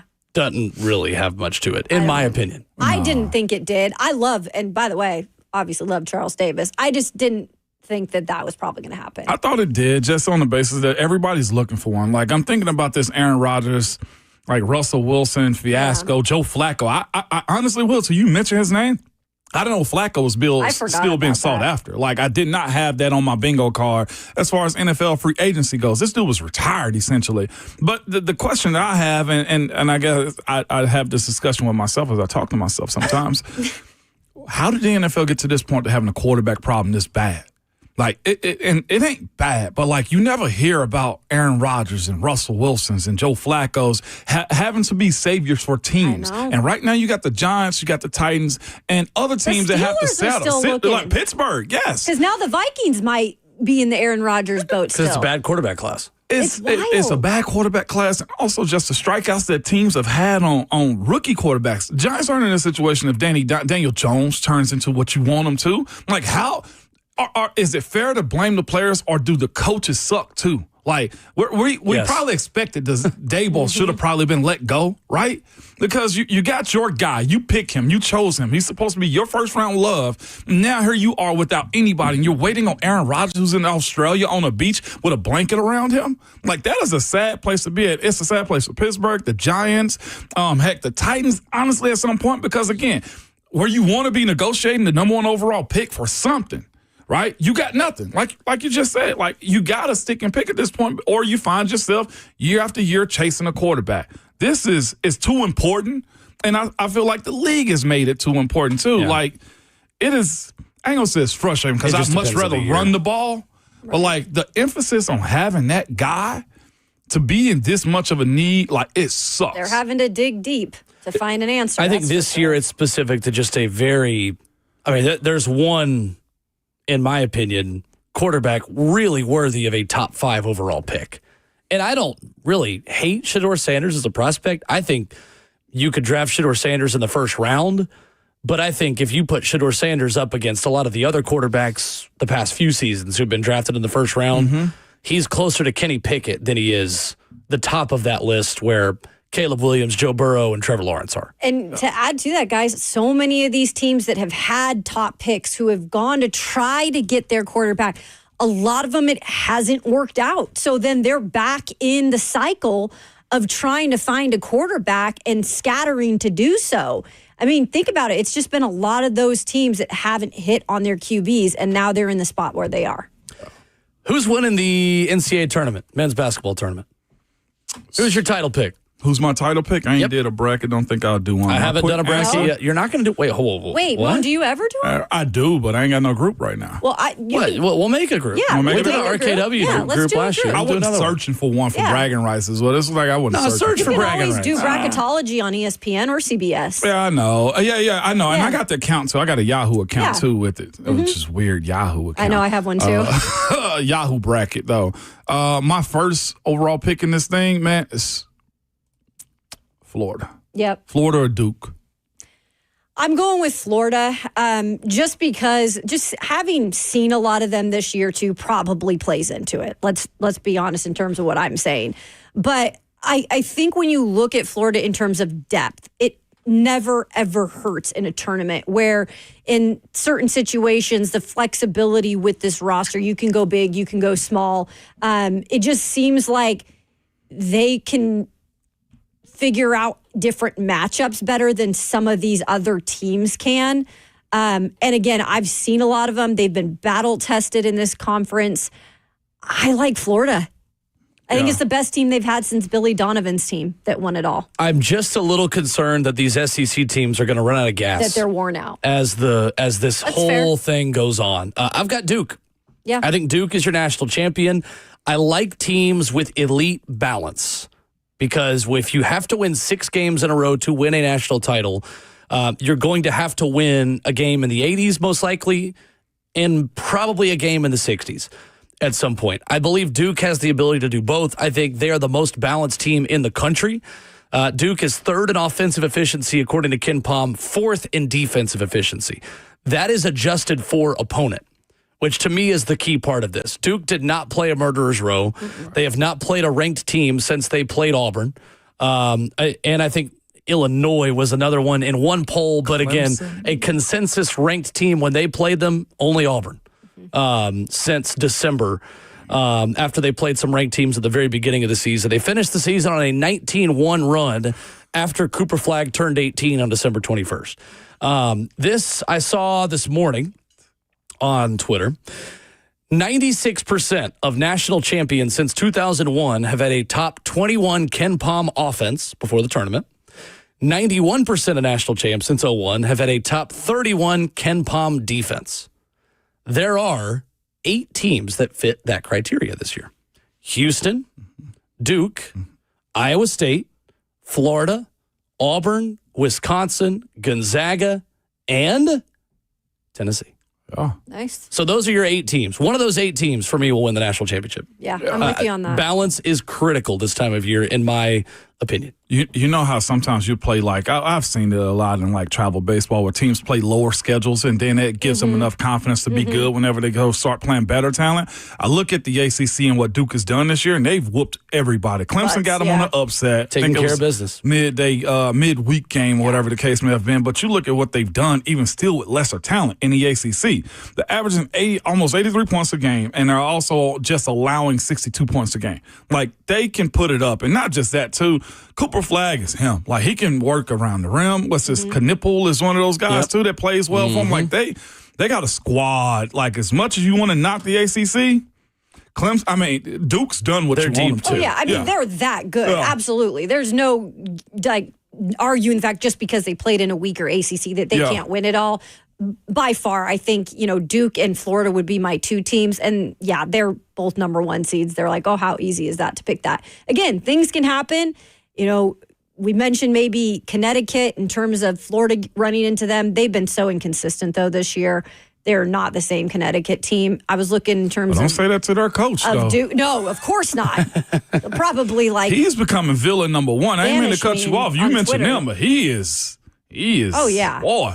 But you do wonder, what is the one team that can disrupt the run for both of these really, solid, deep teams in Duke and Florida? I said it before. I think it's Missouri. I really do. They've beaten Florida already in Gainesville this year. I know that was how about on the Duke that was side? A different team. I haven't gone that deep into it, to be honest with you. I hope you're right, Will. Yeah. I don't know. I'll have to look closer, but just looking at the surface level of who is most balanced, I'm betting on Duke to win the national title. And that Vegas has them as the favorite. Duke as the favorite, Florida as the second best odds. Duke and Alabama's in the same bracket as Duke is also. And you got so is Arizona. Yeah, Arizona's in that conversation. And Baylor, Mississippi State. I think Mississippi State could win that first round and see Duke. Mississippi State is another one of those teams that on their day couldn't beat anyone in the country, and not on their day could lose to almost anyone in the country. Facts. Chris Chan's any Chris Chan's team is going to play elite defense, but they go through some droughts like those lesser Tennessee teams where they'll just go 6 minutes without scoring. And that's, again, difficult to make a run living that way. But you could pull off an upset, no doubt. And that's all it is. If a team gets an upset, then, who knows? The CBS crew, I think, had VCU Rams over BYU also at some point. So Seth Davis is addicted to seeing a bracket. Oh, this is my upset. Literally, the bracket is warm. It's warm on the printer. I've already, the Tridents of UC San Diego, I've got them in the first round. They're going to upset. Seth, buddy, we just learned the teams. Just take a chill pill, man. Yeah, that's what he's doing. To get that out there. I saw Jay Williams put out his Elite Eight, all 1 and 2 seeds. Really giving us some hot takes there, Jay. By the way, shout out to them yesterday, too. They did that that bracket show in the cold yesterday. Yeah. Right. Jay Willhead, I'm sure it was warm. Where was your beanie at, man? All the SEC Network and ESPN crew who covered this tournament crushed it. And we don't just say that because Ron Slay was a part of it. He crushed it as well. But long hours. And then had to fly to Charlotte last night to do I didn't know that. They did a 2-hour show last night. I didn't realize that. I didn't get to catch that. It was on from 8 to 10 last night. Yep. Dang, Slay, you need a couple days off, man. So anyway, point of the exercise was day one, you're way too early title picks. Sometimes the best bracket's the impulse bracket. And then now we'll start working on the research brackets. So we'll dive more into it as the week continues. 615-737-1045. We give the number because up next, we invite your participation to complain about anyone or anything in your life. Maybe it's North Carolina making the tournament. That's worth complaining about. You're Not That Guy is next.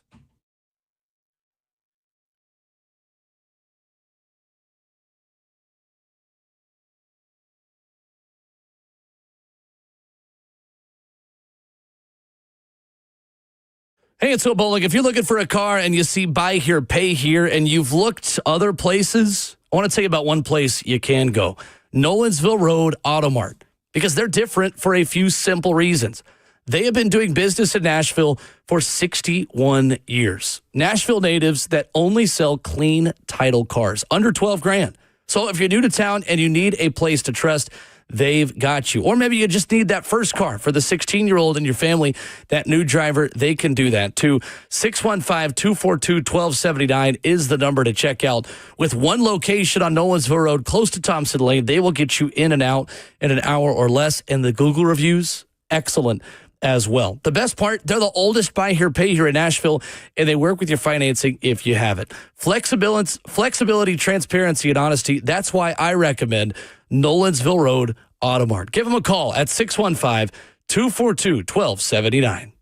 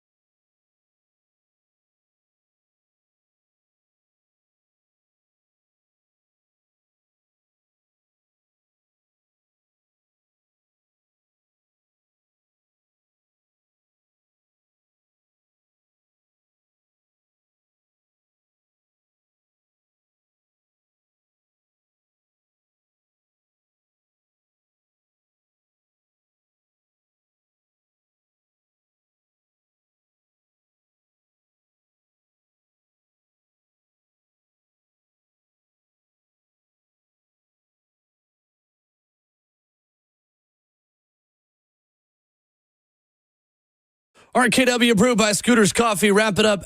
Hour number 4 as we continue this morning. 615-737-1045, the number to complain about anyone or anything in your life. Yes, it is time for You're Not That Guy.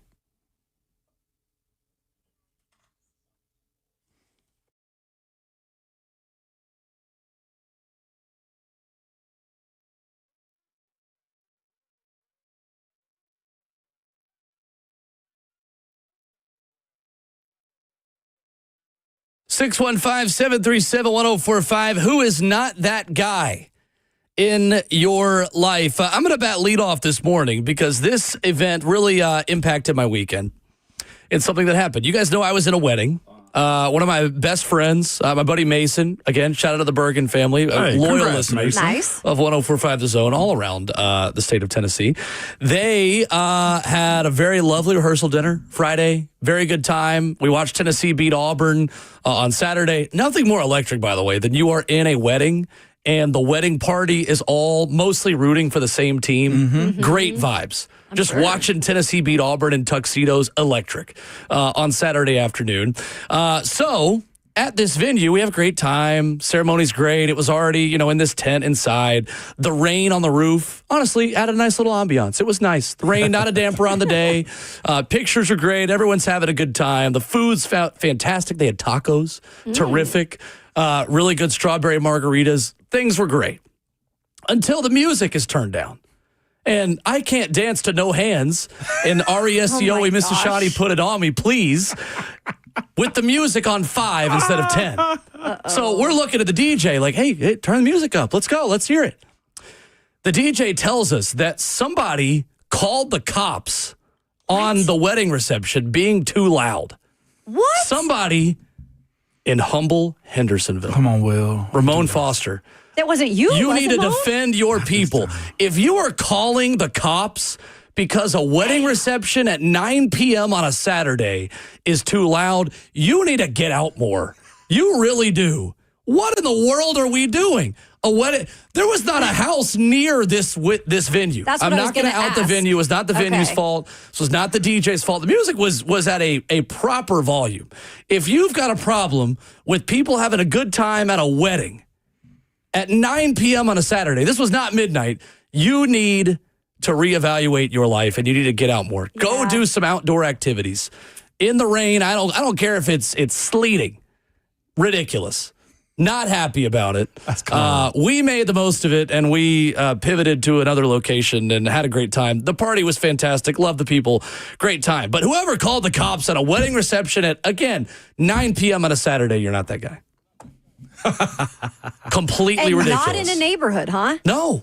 That's weird. No. That is bizarre. I know. At 9 o'clock is trash. That is lame. Rain, go away. That's what all my haters say. But the haters said that we were too loud when I said that my pocket stuck on overload, my rain never evaporates. So they never turned it up the rest of the night? No. I would have broke the rules. I'm going to be real with you. That person going to have to come on in right? there. Bring the cops. The one thing I would say about this is the police officers I've run into in humble Hendersonville, shout out to you guys, okay, and all of humble Hendersonville, is this, though. They'll give you warnings and stuff. Like we had a complaint on the 4th of July, and the cop looked at us like, I just got to kind of be here. You got to come here, yeah. I just kind of be here. So break the knob is what you should have did. It's like, we can't turn it down. But that's lame. 9 o'clock. Like, that's not even sleeping hours on the weekend. I was not happy about it. Yeah, technically, it was in Gallatin, but it was like right in between Gallatin and Hendersonville up there. Okay. Long Hollow is where it was. Down Long Hollow. It was simple Sumner. Simple Sumner. We were being simple that day. Anyway, Sumner County, do better. No doubt. I'll go second, man. Go for it. I'll go second. Man, this one is something that my wife, that she experienced this weekend at the game yesterday, actually. She was closer to the court, small flex right there, closer to the court last night, closer to the court yesterday, man. And fellas, I got to tell y'all, and wives too, stop putting your loved ones in bad situations, okay? Just because you are passionate about something and you bought those tickets and you have the ability to yell and scream and create a fuss about how you feel about your team and cause My wife tells me yesterday, was like, man, that Elijah Martin kid from Florida, man, dogged somebody out. I was like, what you talking about, Kish? She was just like, man, this guy was sitting there trash talking him and said Elijah Martin told him, hey, shut up with your ugly blanking wife. And I was just like, Sheesh. He had time. Keith said the wife just sitting there like, and it's just like, somebody call your old lady ugly while they're competing and they beat your team? Fellas, ladies, stop putting your kids and spouses in harm's way, okay? Because we love that type of stuff. We will trash talk the hell out of you. I can't wait to say, what's your name? We don't even know you. You didn't even make varsity. Like, you was a senior playing JV. Like, I can't wait to say that type of stuff. Stop putting your loved ones in harm situations when you're that close because you feel like you need to say stuff. Like, that's trash, man. So for whoever the guy was that had his wife catch a stray yesterday and had Elijah Martin call your wife ugly, like, you're not that guy, man. No. Sip your beer and be cool, man. Sometimes it's just like you said, the peanut gallery. Like, it's fine to trash talk. It's fine to do certain things, but some things are the extreme. I had that experience 2 weekends ago in Tennessee Tech. Somebody talked about Travis? High school. No, at the high school. He was there, though. Okay. But they were literally trying to coach their son in the front row. Yeah, that happens. In the high school game. And I'm like, y'all, first of all, I can't concentrate doing my job. Shut the you-know-what up and let him play the game. Anyways, that's besides the point, but my goodness. Yeah, stop letting your loved ones catch strays like that at public events, man. That's not okay. Yeah, who's next? Indeed. I'll go. Mine is definitely sports related. So I covered Rich Rodriguez at Arizona. So I feel like I know him well enough to know like this isn't a surprise move by Rich Rodriguez, but I am ashamed knowing we share the same birthday that you made this move with your team now that you're at West Virginia, your reunion with West Virginia, might I add. So he recently has come out and said that he has banned TikTok. Now, there's a discrepancy here. He has not banned the app because you can't technically do that, but he has banned his players from dancing on the app. So, first of all, it's one thing to say, okay, like, I don't like you going on TikTok. I wouldn't prefer it. You know, some of these things, here's a lesson in what not to do. That's fine. That sometimes needs to be done in this day and age. But to totally go on and say, you cannot go on there and do any of these, and they're all pretty fun. These like TikTok dances are fun. They're not disturbing usually. They're just trends. The kids love to do them, whatever. As long as it's not interfering with my locker room and game day and practices, you can go out there and have some fun. But instead, he says, I am allowed to do that in terms of making these rules. I can have rules, he said, 20 years from now, if they want to be sitting in their pajamas in the basement, eating Cheetos and watching TikTok or whatever the hell, they can go on and do it, smoking cannabis, whatever. Knock yourself out. Did he say that? Yeah. Said the cannabis part? This is what he said. That's wild. Yeah, light him up then, coach. This is Rich Rodriguez for you guys. Like, he ain't afraid to lay down the line. But right now, he's going to keep the rules inside that locker room, and that means no TikTok dancing. Come on, Rich Rod. You're not that guy.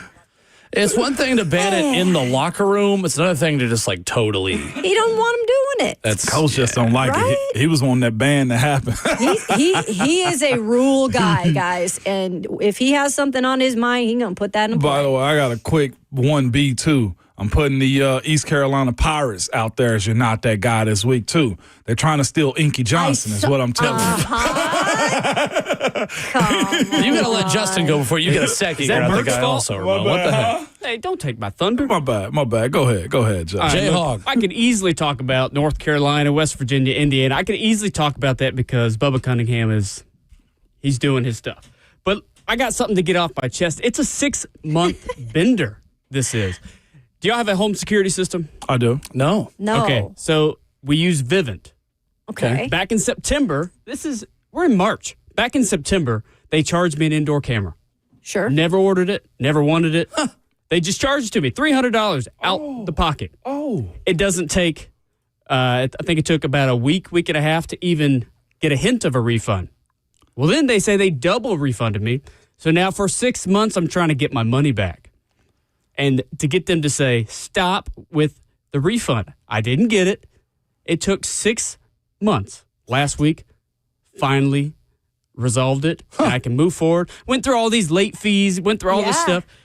Vivint, no longer like Vivint. I have to keep them because I'm in contract with them. But as soon as that contract's out, Vivint.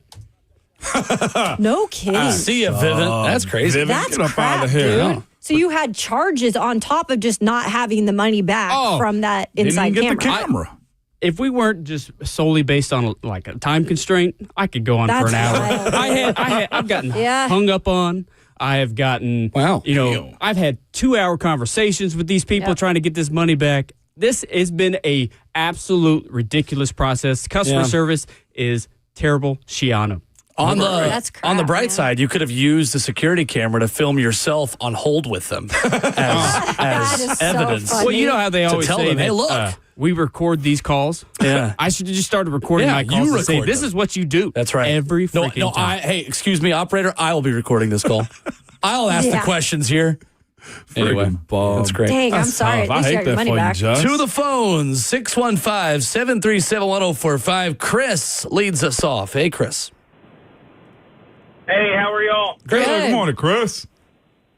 Man, I got to ask, I just hopped on like a half an hour ago. Have we talked about Tony Vitello and Vols baseball today? We have not. Oh, 104.5. It might be y'all. We just swept Florida, and y'all haven't talked about that? That's correct. Don't do Yeah, that. we've Don't it's do that. first day after the bracket came out, and there's NFL news as well. Is that us? Yeah, there's a lot. Guys, what Tony V has got going down is special. It's special. That's true. Okay, they literally, the Gators came in like they had a chance and got smoke shows. It was beautiful. If you guys get a chance, go take a look at it. Chris from California, as always. I love the show. Appreciate I'll hang it. up and listen. Thank you, Chris. Thanks, Chris. Tennessee is 20-0, and according to D1 Baseball, they're the new #1 team in the country. Yeah, no doubt. We talked about it in the break. I know it doesn't matter to you guys, but on days like this, it is hard to get to baseball. But it was the start of SEC play, and sweeping Florida is very significant. Big sweeps. Big brooms came out this weekend. I mean, that's not a small feat. I'm calling the game tomorrow. Don't worry. They are on my full attention. What do they got tomorrow? Just ETSU tomorrow. Okay. Sorry for them. But again, Sorry for them. with respect to college baseball, which you guys know, if it was up to me, we'd talk college baseball every day because I love it. I'd talk baseball It's one of my every day, favorite yeah. sports. But there's just more interest in other things right now, guys. Yeah, no. Tony V, hey, tip of the cap, they smoked them. The walk-off in the second game to get the series. 9 runs in the 7th inning to walk them off 10-0 in a 7-inning mercy That's rule. wild. And we can do dude. baseball because Marcus Phillips was Complete good. game shutout, 7-inning shutout. But again, like He was. there's college basketball. We will spend a ton of time on college baseball when it is May and June, and the NFL is not as hot, and college basketball isn't as hot. I think But Chris gave us. we're You're going Not with That Guy. what the most attention is around. He said, we're not that guy. Yeah, he did. Do I do it? He did say that. I can't do didn't it he? to ourselves. No, you got no. It's the caller made the We call. did. We did. We're not that guy. That's on Trent us. We just up have to own next. it. 615-737-1045. Hey, Trent. Hey, what's going on, guys? What's up? Big time Vols fan, big time Tennessee Titans fan.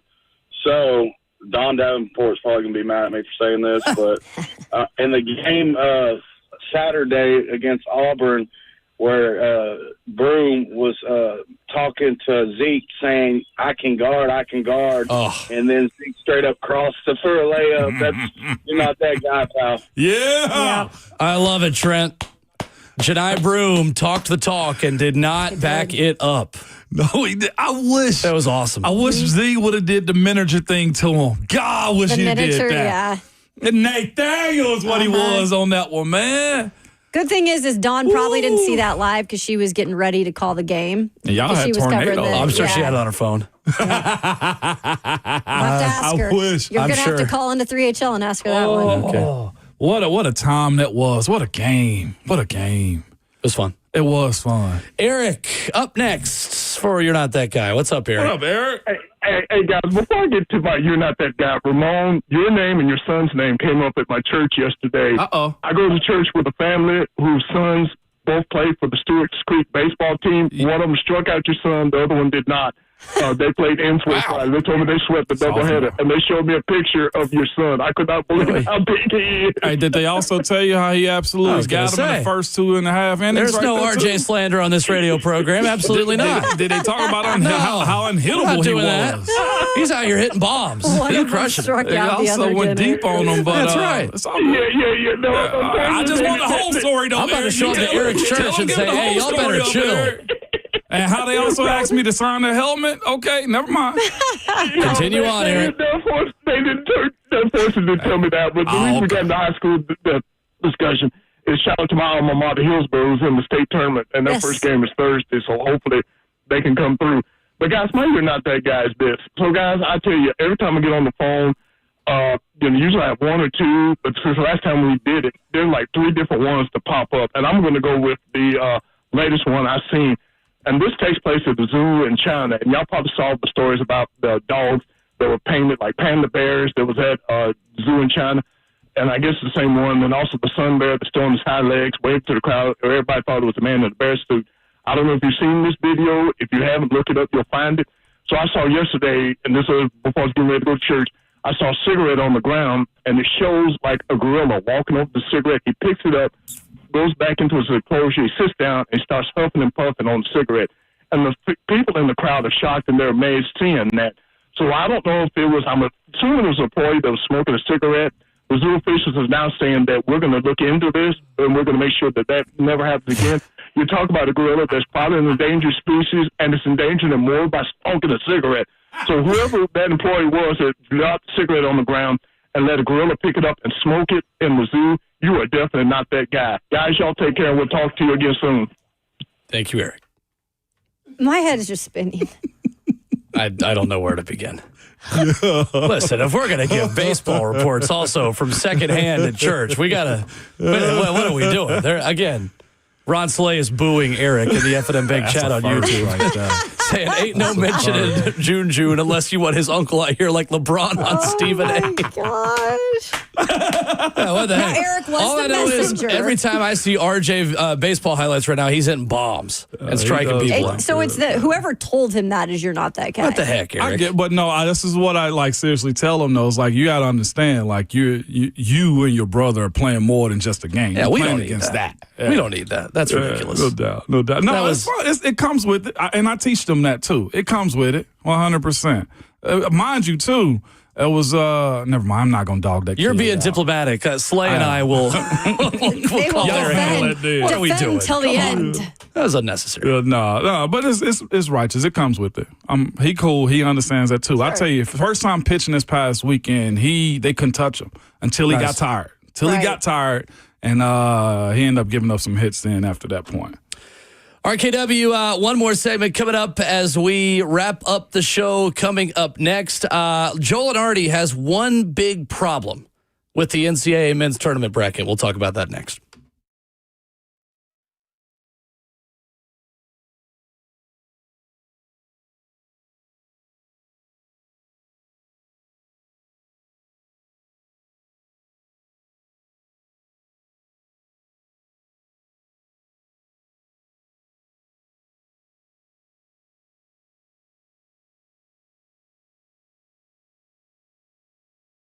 It's Ramon Foster for Low T Center. Man, if you're often feeling tired, lacking motivation, drive, or gaining weight or noticing a loss of muscle mass, these could all be signs of low testosterone. Listen to me. Don't wait. Find out.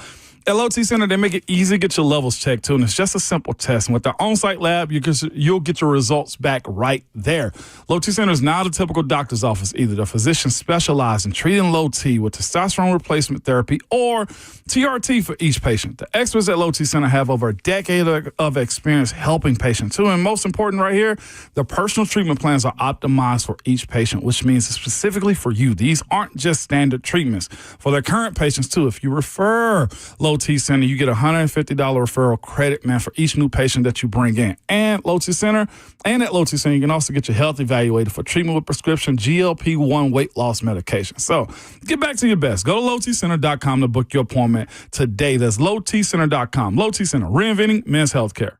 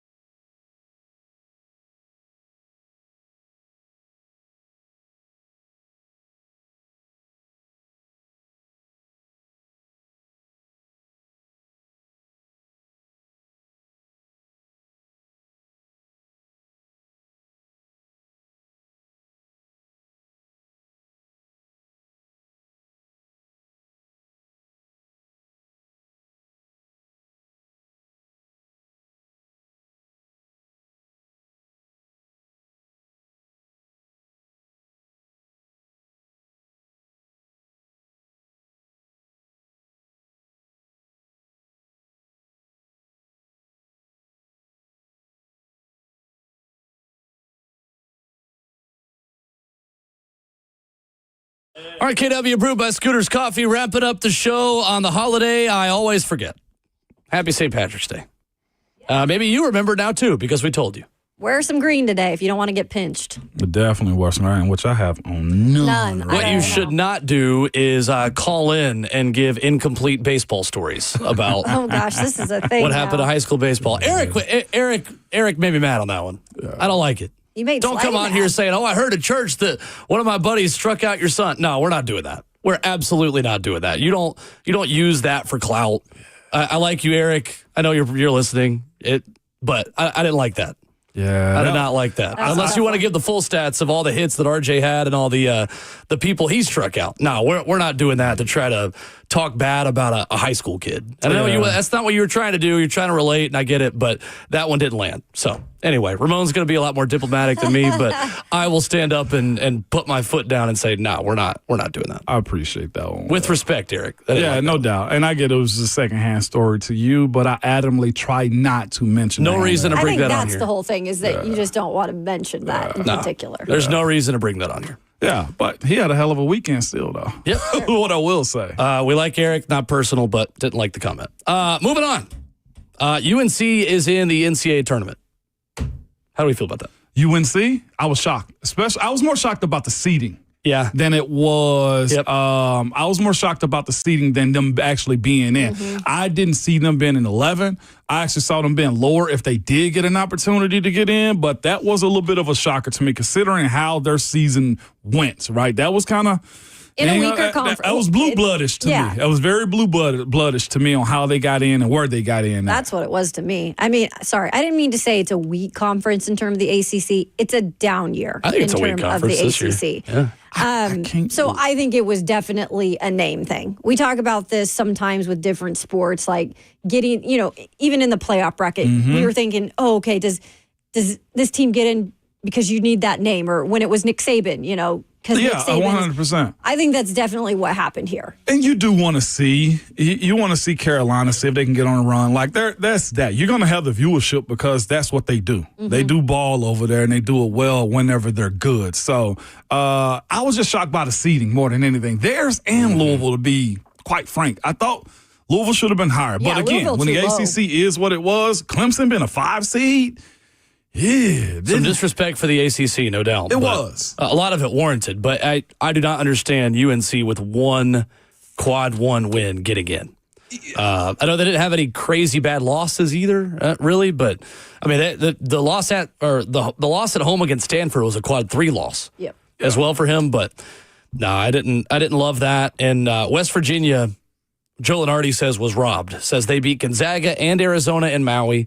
Beat Kansas and Iowa State on the way to a 10-10 finish in the Big 12.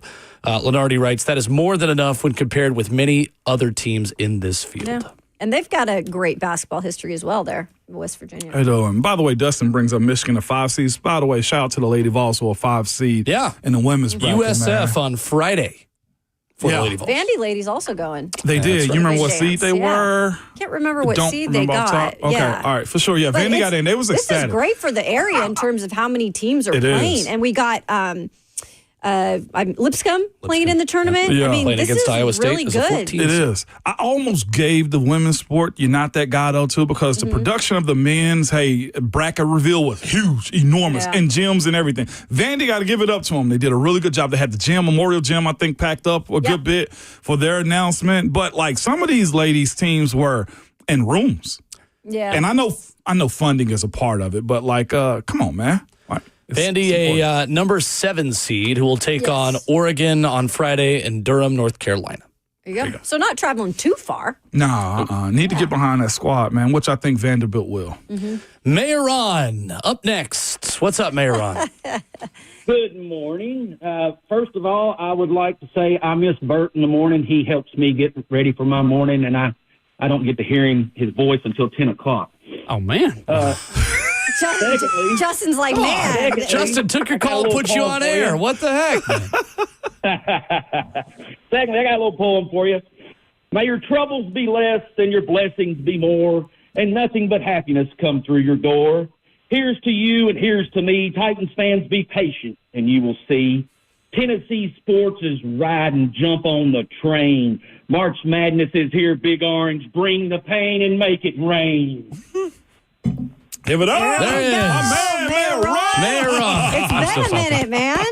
Man, Ron. Justin refusing to give him theme music after he besmirched him. Justin says you got Besmirched his some name. kissing up to do That's now. tough. Here too, man. That's tough. Heck, there it It's is. all right, Justin. You're still considered new, so he's going to be able to warm up to you. That's all it is. We'll try one day at a time. Day at a Welcome time. to the Yep. best week of the year. March Yes. Madness here. Should be a holiday on Thursday and Friday. Thursday man. and Friday are the best days of the year. It is a holiday for everyone who doesn't host this show Exactly. on the station because we'll have Westwood One coverage starting at 11. So spring always break what for it everyone is. else, not for RKW. We're here every day this week. Ramon, it's like he just realized that and got upset again. Back at it tomorrow morning.